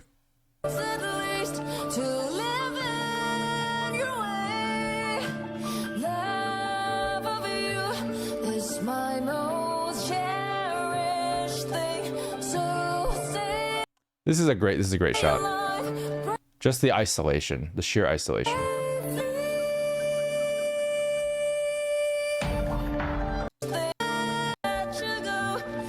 I love this shot. This shot is so good. Like, this is such a great storytelling moment where you have a visual representation of Himiko just like dying, right? Like, it's like the idea that like she's gone. She's being swallowed up by history, by the world, by time, right? She's no longer here. It's a really, really good visual representation of the storytelling without saying a word. This is great directing. Really, really good directing. Yeah. Sick and twisted for replaying the shot over and over. That's what I mean. That's what I mean, you know? Like, it's like the fact that you feel so much from this shot is like, it's just such good directing, dude.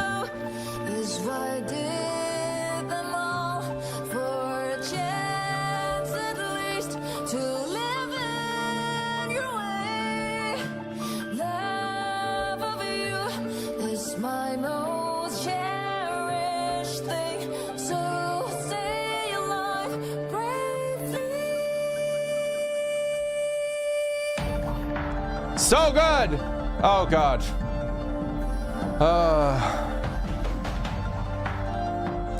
Rubbing her face over the floor back and forth. Pretty much. Is this a good pose for falling? That's a very good question. Is this a good pose for falling? This is a decent pose for falling. This one is for sure. Because you get the air resistance from the limbs, right?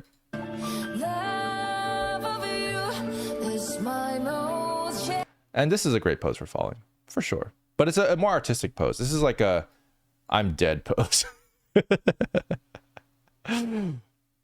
Yeah. Wait, Dr. Bro didn't pin that? That's so funny. That was an accident? No way. No way. That's so funny. Oh my god. I can't believe you gaslit, like, you gaslit not just me, but everybody. Anyway. Yeah, this is a good post. This is a good post. Yeah. This is like the Kingdom Hearts pose. Anyway. Alright, cool. What's next, guys? Let's watch Because of You, because I think that's next.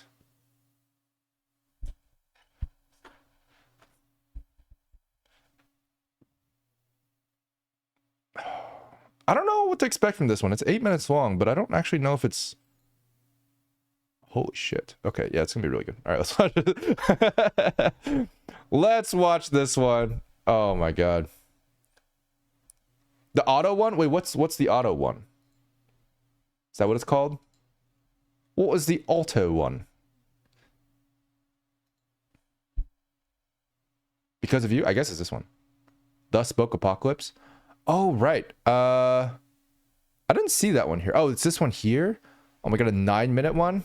There's so many! Oh, this one! I don't think we can watch this one today. It's too long.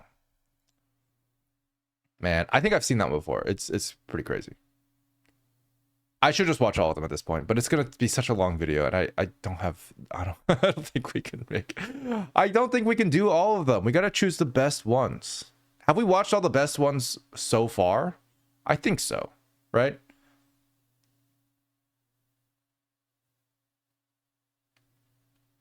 I think we've seen all the best ones already. Except for maybe this one and the other one. But yeah. Make the thumbnail Himiko's death scene for PR. Oh, God. This one's the best one? Okay, fair enough. All right, we got some opinions here. Let's go. Okay, let's watch it. Let's watch it. This is the best one, really?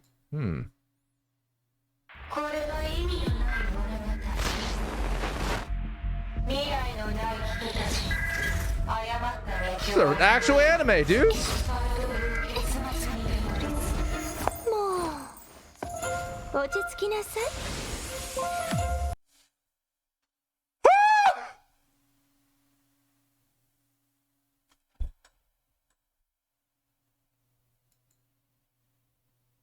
What?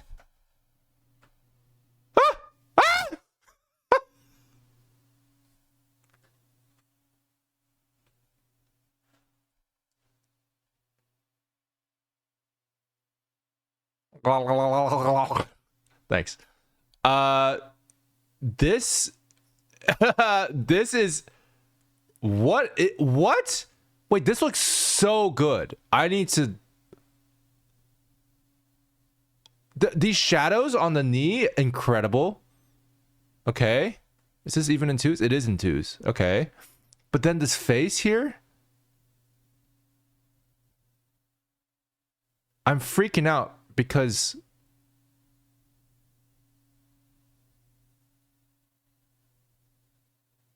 the hair looks so good and the face looks like it could be 3D. I'm freaking out. This is crazy. What? Oh my god, dude. Hey, I remember that ultimate.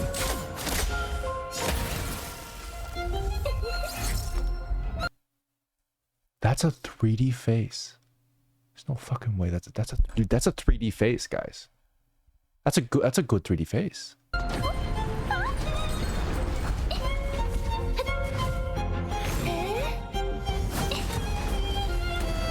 The hair is really good too. CDs.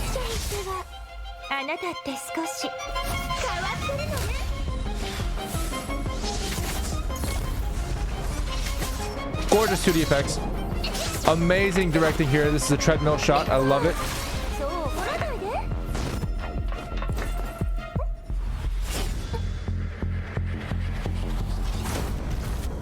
That's so cool. How does the hair look so good? Her contact lenses. Great pose. Oh, damn.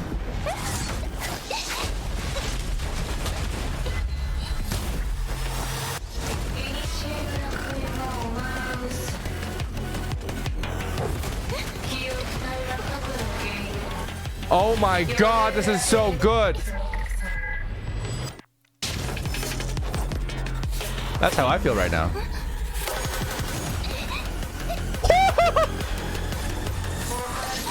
Dude! Oh my god.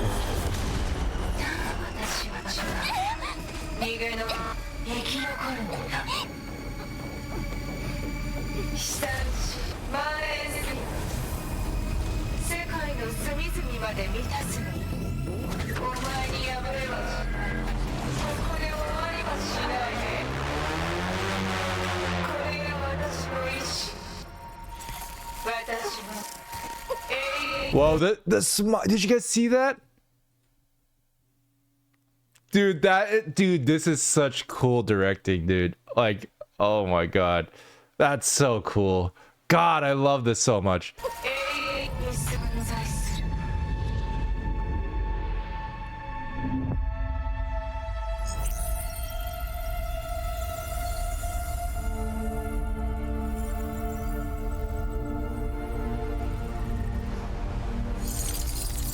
Whoa.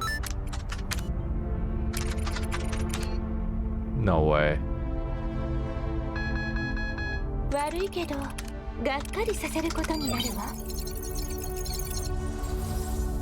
Get wrecked, bitch.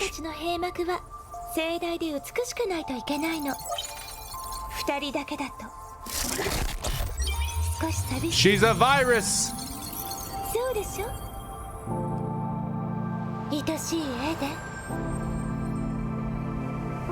So this is fully 2D.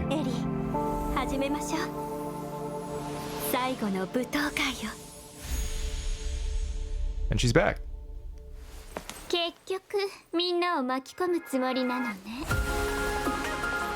This is fully 2D. Does she bring everybody back? Oh, that's crazy.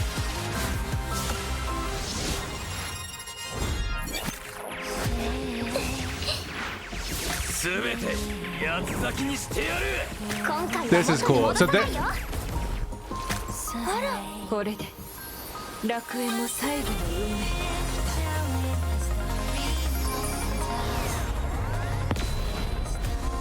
Star Guardians? so badass, dude. That's so badass. This is fully 2D.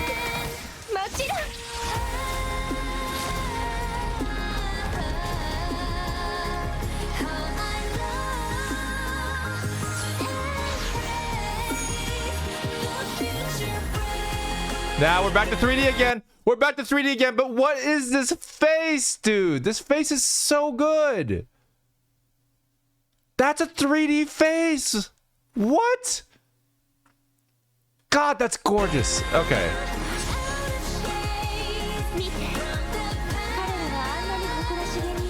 I love the eye rig on that, dude. That's so good. I just want to go back to this. Hang on. This eye rig. Oh, it's not a rig. It's just 2 images. Oh, that's so good. It's so impressive. Just giving some emotion to the guy. That's so good.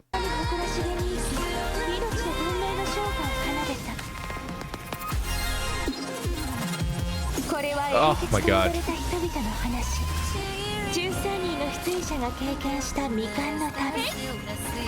So pretty. What is going on? That is so good, dude.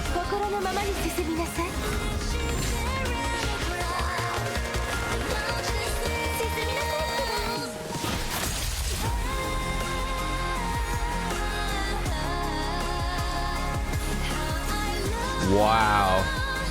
Just wow. Wait, was that her boob? Wait, hang on a sec. Wait, what is this supposed to... Is this...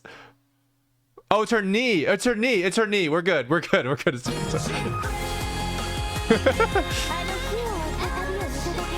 gonna say, that's a little on the nose, guys. That's gorgeous, dude. What the hell, bro?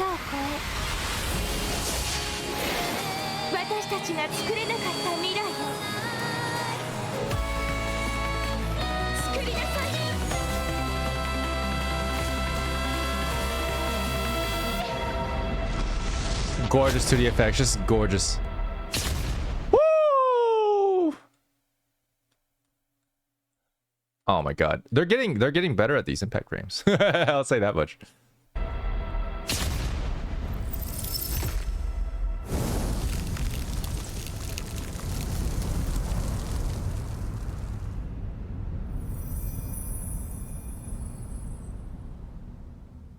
That looks fully 2D. That's probably fully 2D.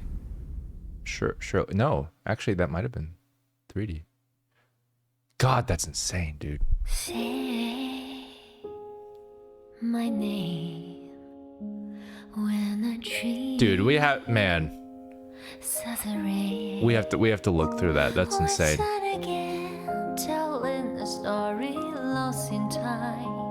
But that's so sad. So these are the flame chasers. So it sounds like, from what I understand from the story, like, I think it's the flame chasers are like a group, and like all of them died except for was it Alicia, and Alicia like got absorbed into the system only to be able to recover their consciousness from the data and like bring them back one last time before like they disappear forever. Right? Is that what it is? Because that's what I got. That's so cool.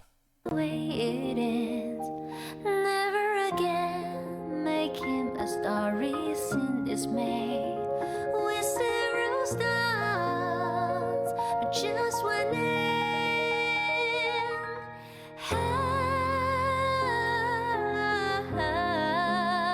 Mostly correct, but Alicia is also dead. Ah, this is all basically in a pseudo matrix called the Elysian Realm, within the confines of the Elysian Realm, which is a simulation. Whoa.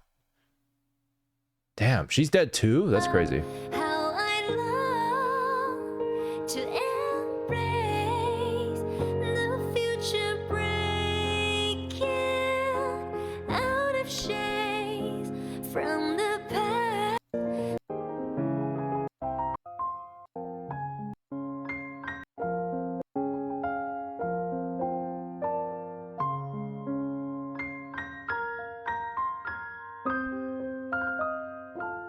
That hair looks so good, dude.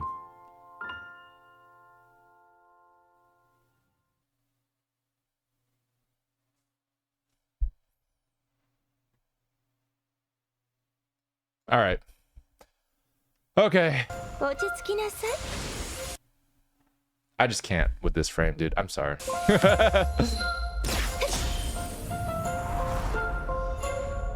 Is that zoom out after she's back to 3D as a reference to Jesus? Huh. Could be. Kevin is the only one still alive at this point in the story. Who the hell is Kevin?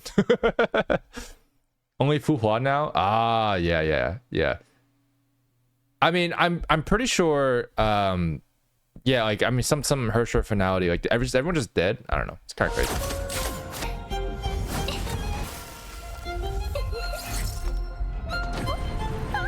The fact that this is a 3D face is kind of crazy. I wonder if the mouth is 3D or not. It looks like it is. See, notice how like the tongue and everything has like pretty good 3D geometry to that. Like it's pretty consistent. That feels like a 3D mouth. Really impressive stuff, dude. They actually got like a usable 3D face, which is incredible.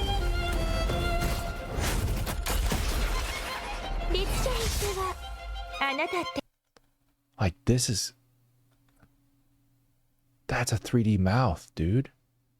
You can tell because like this, for example, right here, notice how there's like a slight gap in the mouth. This is not something you do in 2D. 2D people would never do this. They just simplify it. This is a really, really good mouth that's being animated just very subtly. The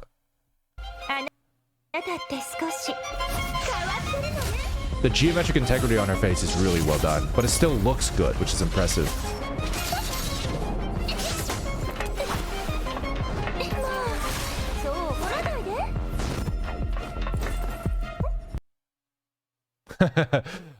I love that. This looks like, so this is the part that interests me because the side views are really hard to get right with 3D if you sacrifice other things. This looks like a 2D. This looks like a 2D face actually. But then this,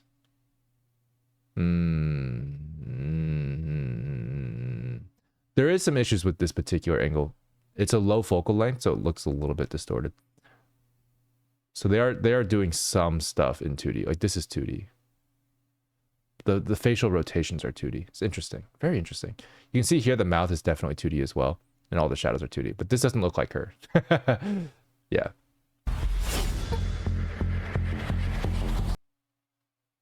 God, that's so...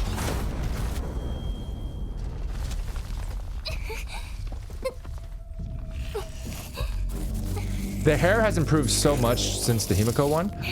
Like, this hair is absolutely gorgeous. And it looks like that the shadows might be getting hand-drawn, potentially, on the hair. And that's why it looks so good. Because the shadows are the hardest part to get right.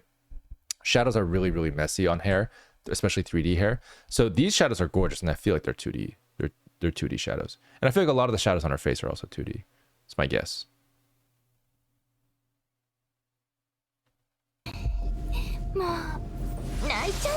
Yeah, you can see the shadows slightly jumping here. See that, how it's like not moving at all? And it's just being morphed to her face on her nose. That shadow right there is hand drawn.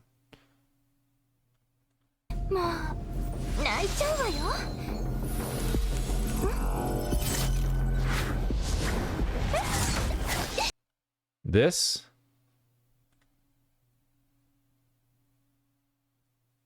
it's a great shot. It's a really good shot, but also jiggle. So cool. So cool, dude. There's something slightly 2D about this. I'm wondering. There's a slight jitter on this particular frame right here. Boom, boom. It kind of comes back a little bit. I don't know why. It might just be because I'm pretty sure everything here is 3D.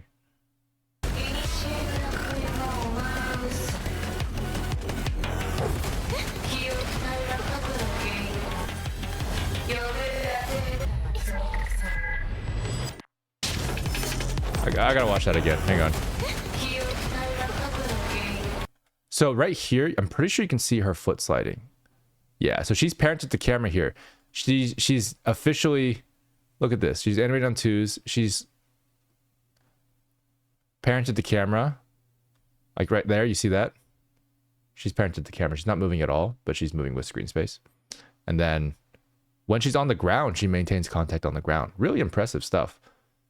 So there's actually not a lot of foot sliding at all. This is what's so clean about it. Is what I was trying to point out earlier, is like every time she touches the ground, she's on the ground. But every time she lifts off in the air, she's parented the camera.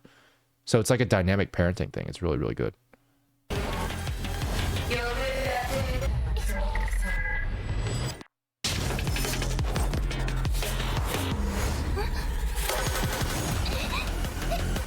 Such a good shot. Dude, this face looks so good. Is that...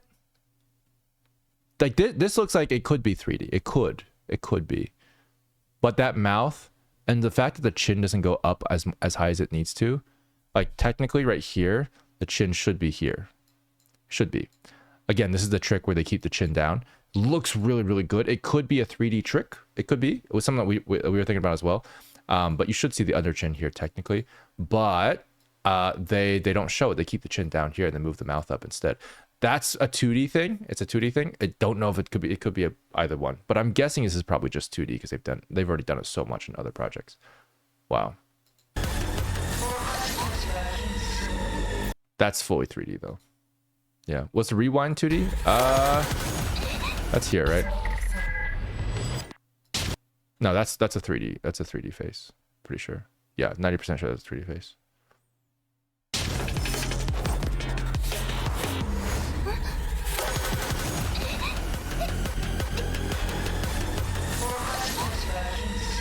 Her arm!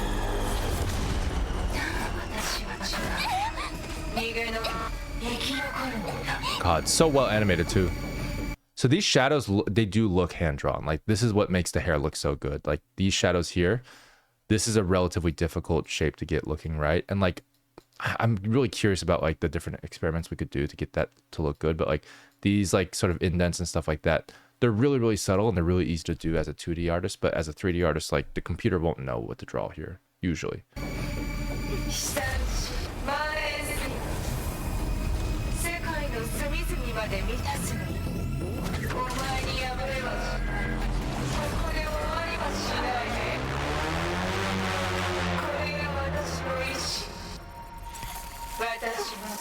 Dude, I love this. It's so good. It's such good directing. This is literally like, oh, you've fallen directly into my trap face in such a subtle way that the audience now expects that everything's going to go fine after this.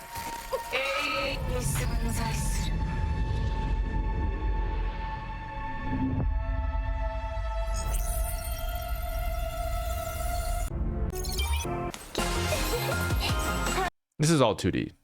I mean, it's pretty good 2D.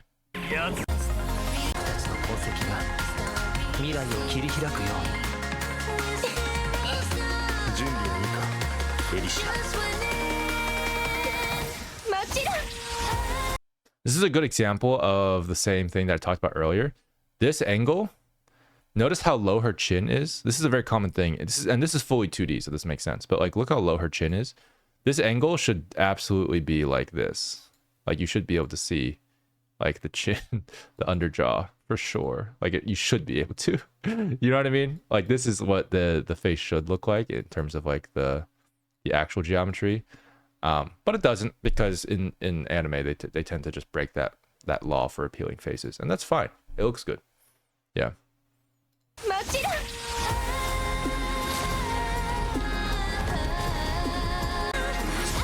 Oh, the 3D's back.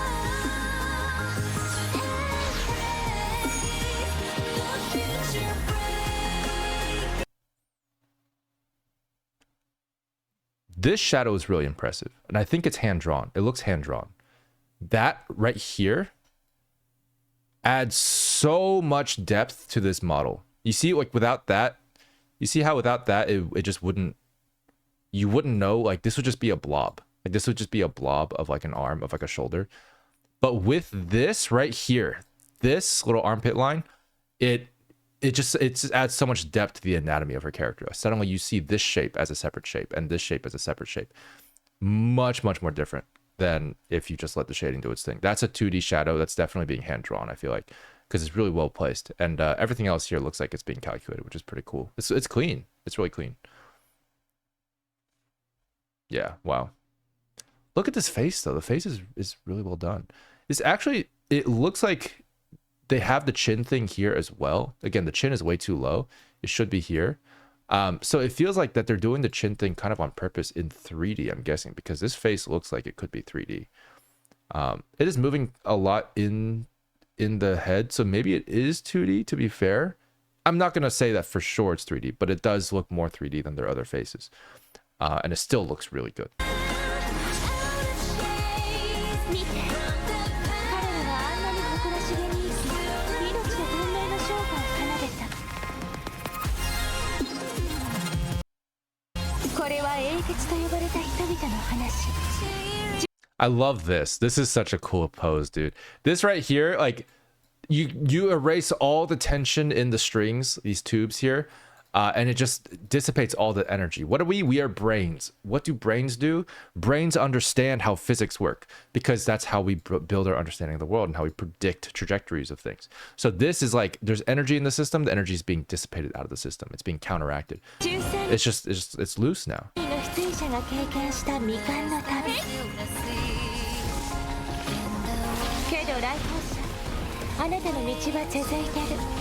話。 Oh, you want to talk about the wink? Hang on. 文明の昇華を奏でた。 Yeah, this is great.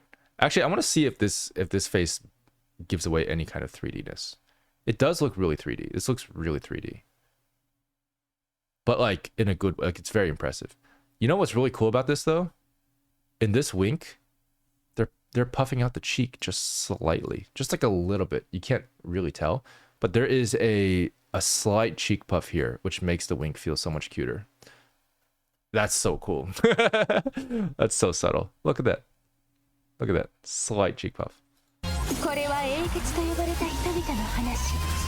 沈みなさい。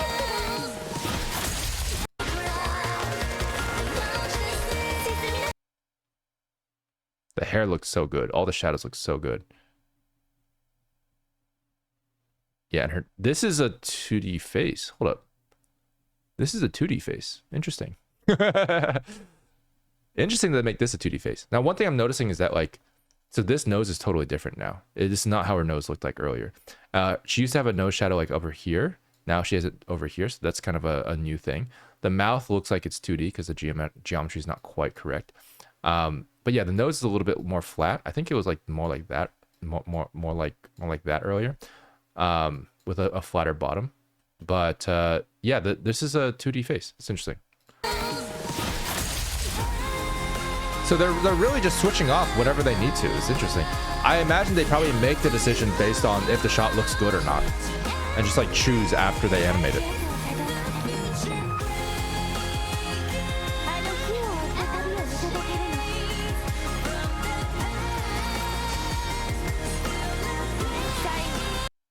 Great fist pose. They have the fist closing in the gaps on all the fingers. Really good.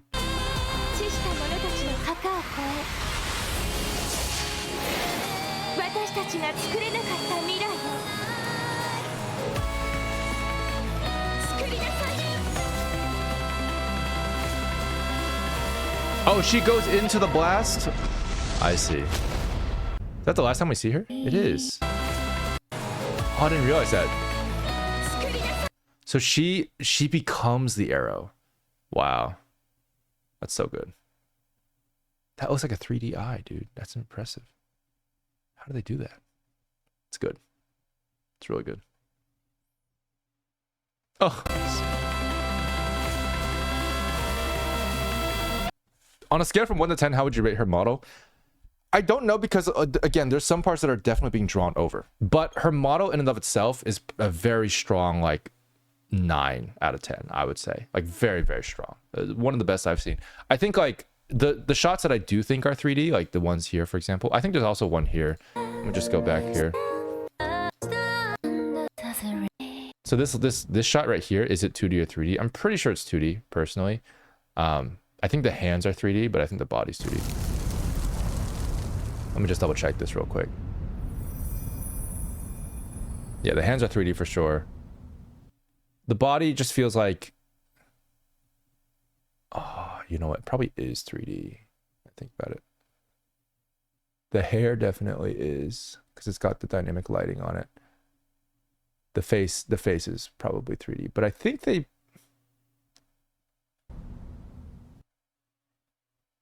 Huh. Yeah, the face might actually be 3D here. I think it is. I think the face is 3D. Yeah, the hair is definitely 3D. The hands are definitely 3D. They might as well use everything else. Of course, all the shading is 2D, so that's what really like makes it feel so good. But the face, huge props. The face actually holds up pretty well from this angle. It's good. So yeah, their face is a pretty solid 9 out of 10.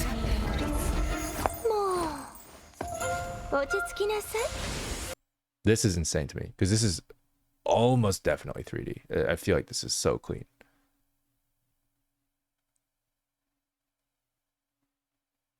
Yeah, dude, this is just so good.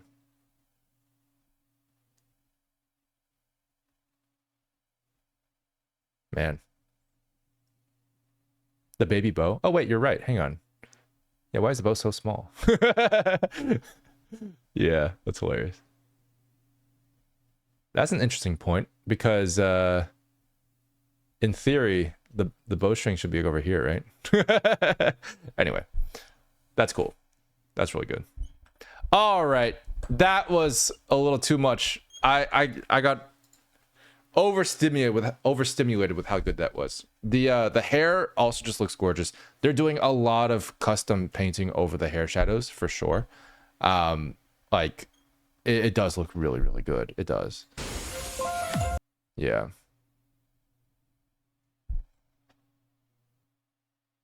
She's bound to sacrifice herself for humanity in every universe, so if she appears in Star Wars, she will die. That's so sad. Why would you do this? Ah. God. Yeah, I watched Bernice earlier. I did. All right, guys, we're going to watch this last one. Graduation trip for today. Maybe Starville can be different. Maybe. All right, here we go.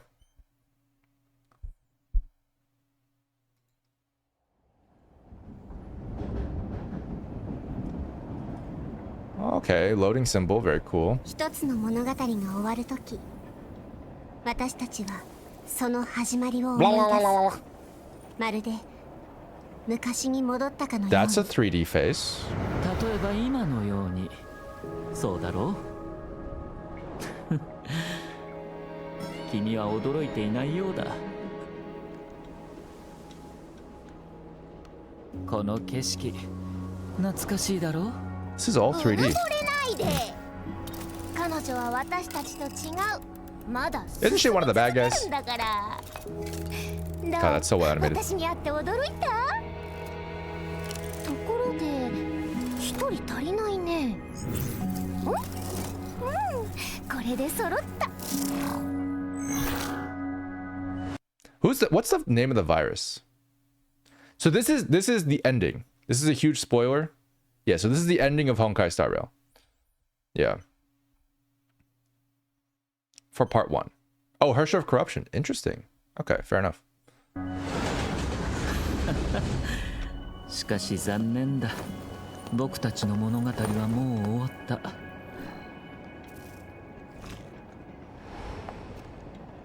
過去の人は過去に残ってもらおう。 2D mouth? じゃあ、さよなら。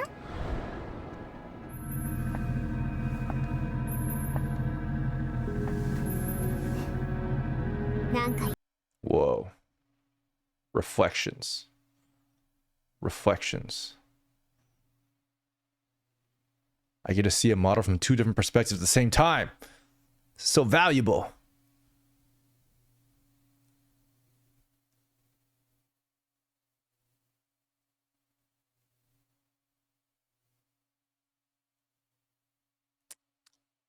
This looks 3D. Yeah. Is this a spoiler for a lot of people, by the way? Because I don't know how many people have seen this. Apparently 4.7 million people have seen this. But I just want to make sure. If you guys don't want me to watch this on stream, I won't. I don't know if this is like too new or whatever. When was this? This is a year ago. I know it's the ending, but it's like, are people not caught up? This is the last cinematic of the part 1 story. How many parts are there? It's been like years.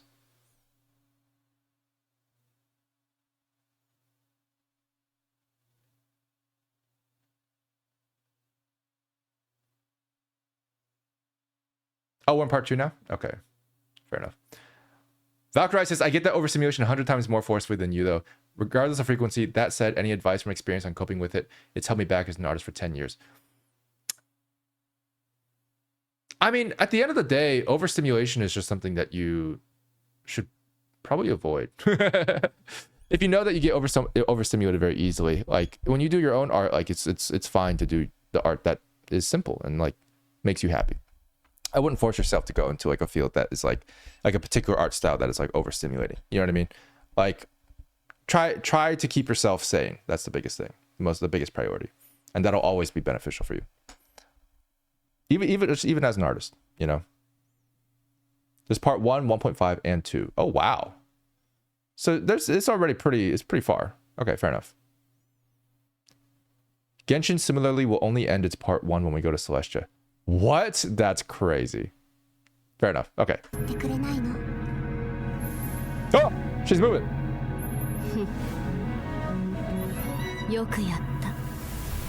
That's a 3D face.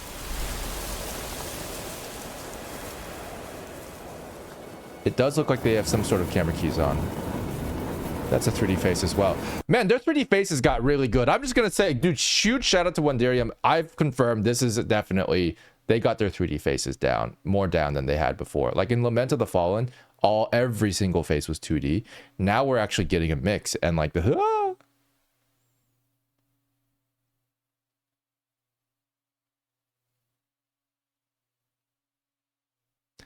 This face is 3D and it looks really good. And same with the previous one.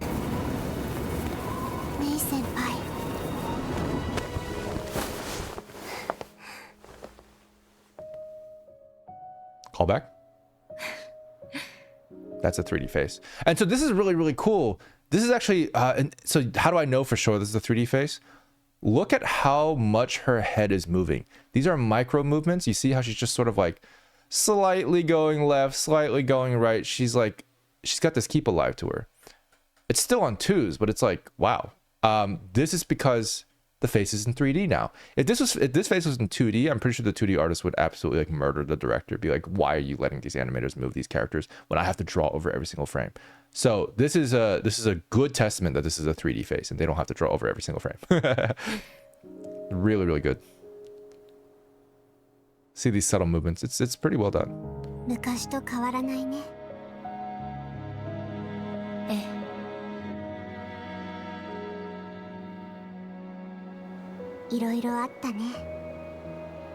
It's from that one video.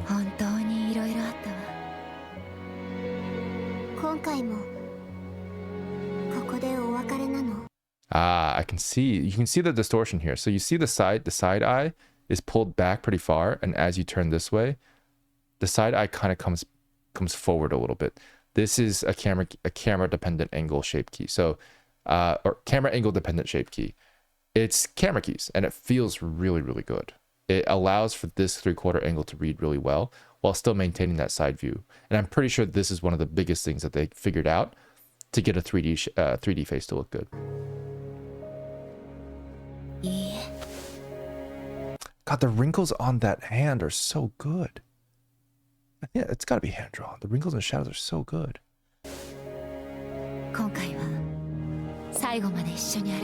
The shadows still look like they're probably hand drawn. It's just a lot of work.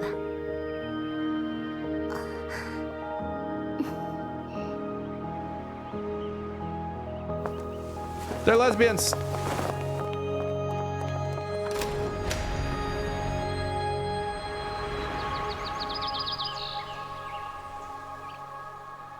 (2D animated birds, by the way. 2D animated rabbit. 2D animated character. All the flashbacks are in 2D. Yeah, all this is 2D.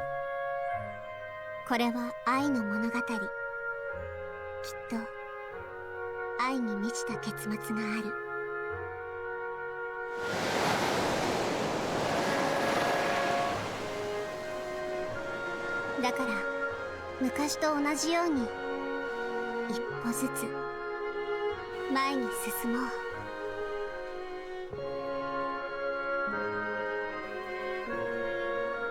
ほら、私たちの足跡、どんな時もここにある。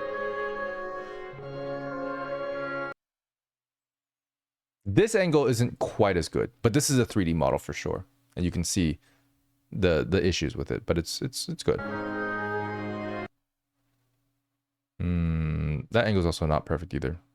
So they look a little, they have a little bit of 3D syndrome where they look a little bit like puppets. They don't look quite like they're alive yet. So there is some improvement to be made here, but that's okay.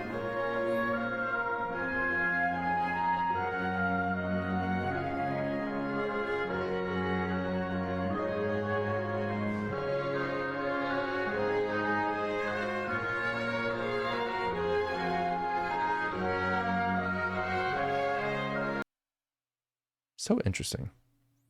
Sometimes our models don't look that good. And I wonder if they did figure that thing out or not.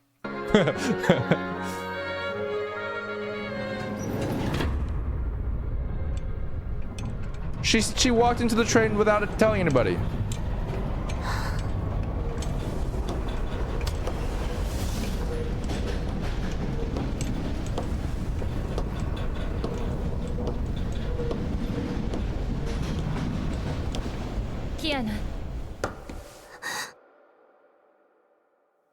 When good friends are going So sad. No. away, will you wish them to remember your name? 2D irises. Good old days are passing away. Oh my god, it's Honkai Star Rail, guys. It's the Star Rail. Will you promise your heart remains the same? Never can we suspend the time, having to leave the tracks behind. Whoa. There is a longer way ahead. Where did the whole train go? After all, there used to be a storyteller. Is this the flashback of how she got here? Oh no. That snow is insane. What the hell? Oh my god. Wait, that's so good. That animation right there was so good. Her getting up? Wait, her getting up was so good. Look at that balance, dude. Oh my god. That's so good. It almost looks like mocap. This face is amazing. Ah! This face is amazing, dude. What? How do they do it? The hair looks... It's got custom shadows on it. That's beautiful. But the face... It helps that there's no shading on it, but it looks really good. But I think the mouth is 2D. Once again.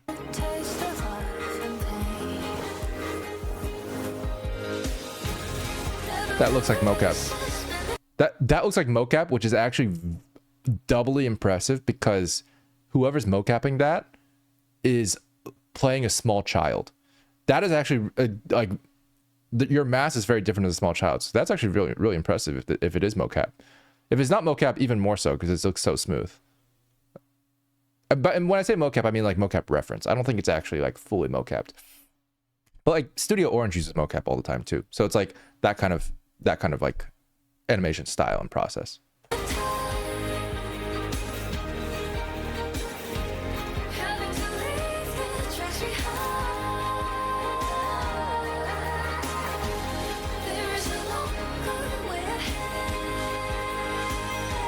Walking backwards through her whole life? Okay. Fair enough.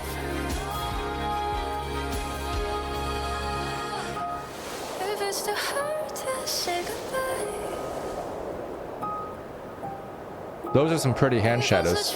Hand-drawn hand shadows. Hand-drawn foot shadow.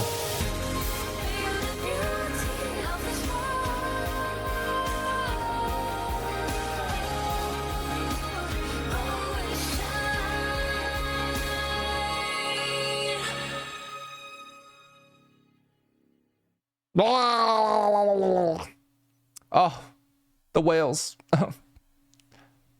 Praise to the whales. That was good, man. There's not really a whole lot of spoilers. I mean, it's just that she, like, I don't know, crashes into a planet or something. I don't know. That's like a spoiler. Man, the lines on this hand are really good. Do they appear based on the crease? Oh, there's just no lines at the end. Interesting. Oh, they do. They do appear based on the crease. That's impressive. なんか言ってくれないの? Look at this. Look, see this thing? That line gets longer as she bends her finger. That's such a great attention to detail, dude. That's so cool. Look, these lines appear as she bends her fingers. That's really cool. That's really, really good. It's hard to do with 3D. It's really hard to do. That's cool. Are the falling poses good? I mean, yeah, they're all really, really good. Yeah. Suspend the time till there is a longer way ahead. This feels like she's floating. It's a really good, well-balanced pose. After all. It's funny how the cinematic makes it seem like a final goodbye to her friends and family, but in the story they met up with her on the moon like a day later. That's hilarious. She became the Hersher of finality. Yeah, allegedly. Yeah.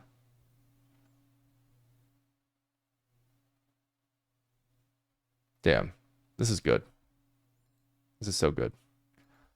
Okay. I liked this one. I don't know what else to say other than what I've already said. This is just so gorgeous. Spending a lifetime to taste of life. Like, oh, that's such a good face, dude. Like, I have to wonder if this, like, the mouth is definitely 2D for sure. I can say that with confidence, but like the eyes maybe are 3D. Honestly, they might be.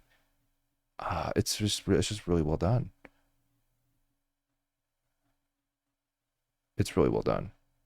Oh man, I love actually, I feel like this is 2D mostly because I'm noticing a thing here where this blink shape is really well done, and I kind of want to. It's an interesting aspect of like how you do the rigging, because like blink shapes are pretty hard to do, but you can see there's a lot of shape change just for this one frame, and usually it would be interpolated if it's being done in 3D, but like it could very well be done like very intentionally in 3D, but it's very impressive if so. You can compare that to like the blink shapes that we see here.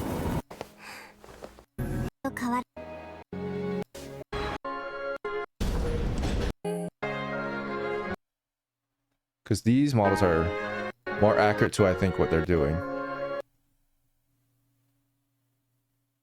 Oh, they never blink? Oh, wait, hang on.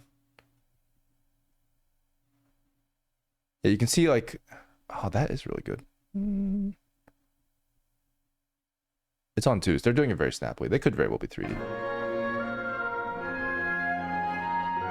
But yeah. So for these, by the way, the reason why they look a little bit puppet-like is because of... the thing I was mentioning before, where it's like, technically speaking, their face should be just a little bit further out. They're getting their eyes pushed in a little bit for that side view, which is why I'm a little confused, because it worked really well in the other shot where it looked like they had the camera angle dependent shape key. But for here, it looks like they don't have it, and so like it does end up looking like there could be just a little bit more life in their eyes, because they look like a little bit like they're looking in 2 different directions, basically, like the irises, right? Like it looks like she's like looking here. Looking here, like it doesn't look quite like she's looking in the same direction. So that's where like you can either just like bring these irises together a little bit, but that still makes the face shape still feel a little bit wonky. But it's a combination of multiple elements. Human faces are hard to get right. Yeah.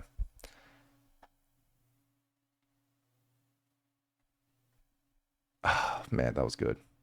Hey Selma, how's it going? Welcome to the stream. Finality canonically walks backwards in time, so it makes a lot of sense. Oh, that's cool. Oh, interesting. Whoa, that's so cool. Jeez. How would you rate these? I can't give them a proper ranking. I haven't watched all of them. Maybe we will sometime. Maybe we will. Yeah, another stream. Maybe if we finish all of them on Friday. I don't know if we can, dude. There's so many. It's gonna be such a long video. We can make it a separate video, maybe, but it's just so long. The part 1 finale cinematic that comes before this is cool too, since it's all in-house 3D. Wait, what? This one?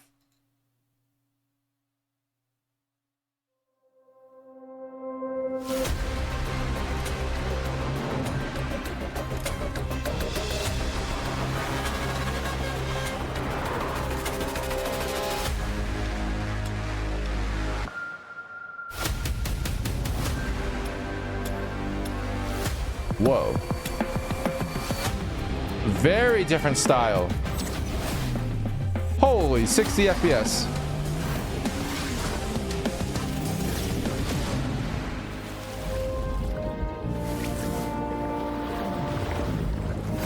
It's so realistic. Wait, what's my playback speed? It feels so fast. That's 2D. That's 2D. That's 2D. That's 2D.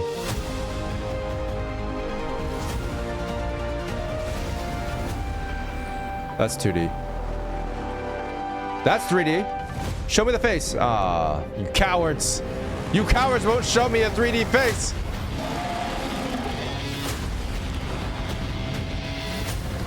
That's cool. Kiana? Whoa. That's a 3D face. I see it now. Woohoo! This is really cool, but it feels like it's being played at 2 times speed. Yo! That's sick. Woo! The moon's origin. That's sick. I love the trope of like people are like, we don't even know where the moon came from. It's like so good. All right, we're gonna take a look at the face here. Take a look at the face. Yeah, that's 3D. That's very 3D. So you can see the issue is actually quite pronounced here. You can see the eye line is just like boop boop. You see that? The eye line is like that. You want to avoid this in your 3D models as much as possible, but it's a very, very common mistake. And the reason why is because people in 3D have traditionally always modeled a side view and a front view. And when you model those two views, you get this in an anime character because the side view pulls the eyes back and the front view wants the, well, anyway, the front view's just there. It's mostly the side view that fucks it all up. But yeah, you don't want to pull the eyes back. It's just not how it's supposed to be. It's a stylization choice of the side view. It's not something that should be baked into the model, in theory.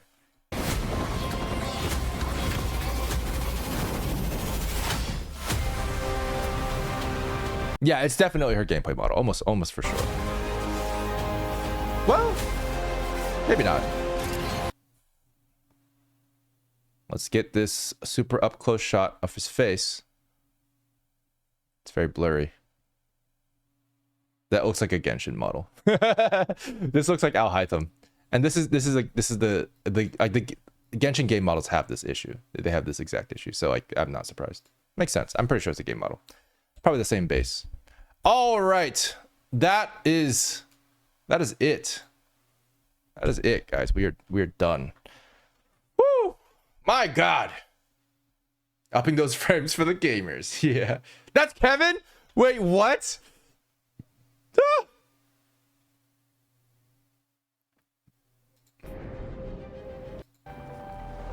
Wait, Kevin is so cool. Wait, what's Kevin? Is Kevin a good guy or a bad guy?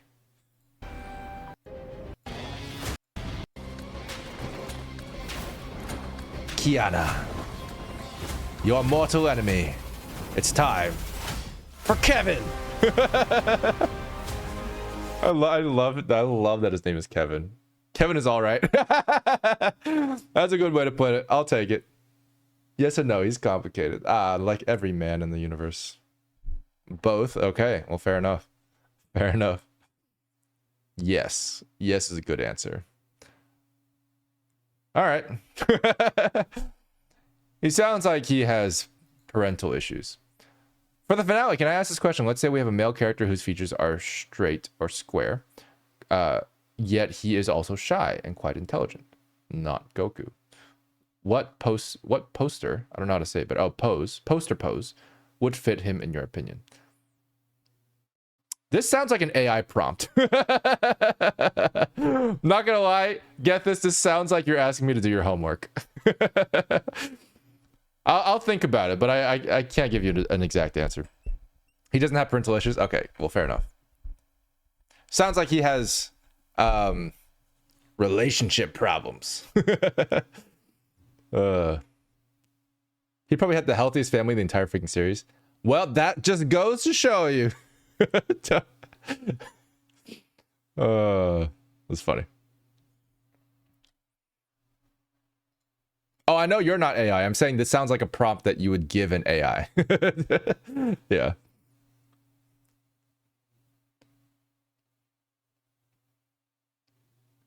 More existential? Interesting. More existential issues? What kind of existential issues could someone possibly have? Can I ask this question? Okay, so let's say we have a male character whose features are straight. I don't fully understand what that means, but I assume that means he has a square face. But he's a shy and intelligent man. I guess it depends on what you want to convey, right? Like, what do you want the viewer to know about them immediately? Because it sounds like they're shy and intelligent, but something else, and I don't know what the but something else is. Maybe like he's very brave, right? Yeah, because like, so let's say if you do shy and intelligent, it's like it's always the self-soothing. So you want to have like, this is like he's hugging books, you know what I mean? This is like the shy intelligent type, right? Glasses, got hair. This is the shy intelligent type. That's a shy and intelligent pose. See that? Not facing towards camera, slightly turned that way, right? Slightly turned that way. Self-soothing pose there with the hands, the arms, looking down, not up. That's shy and intelligent. If you also want him to be brave but also shy, it's difficult. I would say that you'd probably have to have something where they are self-soothing while doing something very motivational, if that makes sense. Yeah. Yeah, this is literally Dandadan. Yeah. Dandadan is a shy and intelligent guy. That's what he is.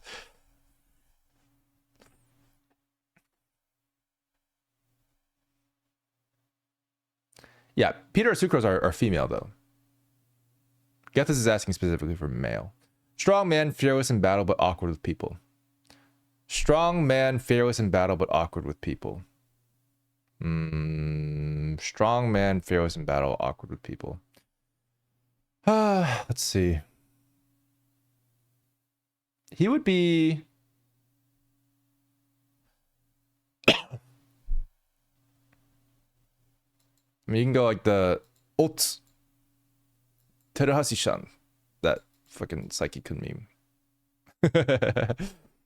Like it's difficult to portray them both because it's obviously two different situations. So like you're trying to portray both, you just do a really buff guy in this pose. Right.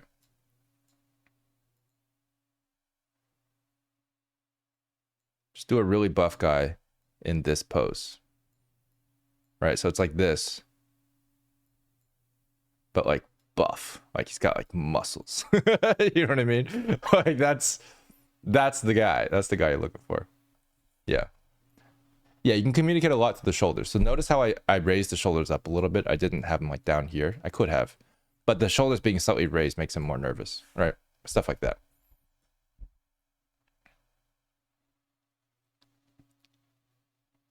More intelligent posing, but just made the face expression more shy. I mean, that's intelligent and shy. You could do like, if you want to do like a super cool pose, like like the one I was talking about before, where you have like the hand here or whatever. Like that would be okay, but then like you wouldn't get the shyness. Like you'd get a really cool, fearless in battle guy, but like you wouldn't get like, you know, the shyness at all because he's very confident in battle. So it's like you can't have, they're conflicting emotions. You can't have them both in the same pose per se, but you can have them in the character design, right? So that's what that would be. Yeah, cool. All right. Well, hopefully that answers your question. It's an interesting exercise. It is. Sorry, I deleted it. Yeah, I mean you can screenshot if you want. It'll be in the VOD too. Here, can I undo? No, it's gone forever. Sorry. Oh, there it is. Cool. You get 10 seconds. 10, 9, 8, 7, 6, 5, 4, 3, 2, 1. Doop. What's daily routine like now compared to when you worked on Ruby? Well, the difference is in Ruby I actually went to an office. Now I just stay at home all day. That's the biggest difference. Yeah. I love it. I do love it. But yeah, nowadays I run a studio. So I used to be like you know, an animator, and now I'm primarily like an animation supervisor, director, writer, producer. So I'm doing a lot more different tasks, very different tasks.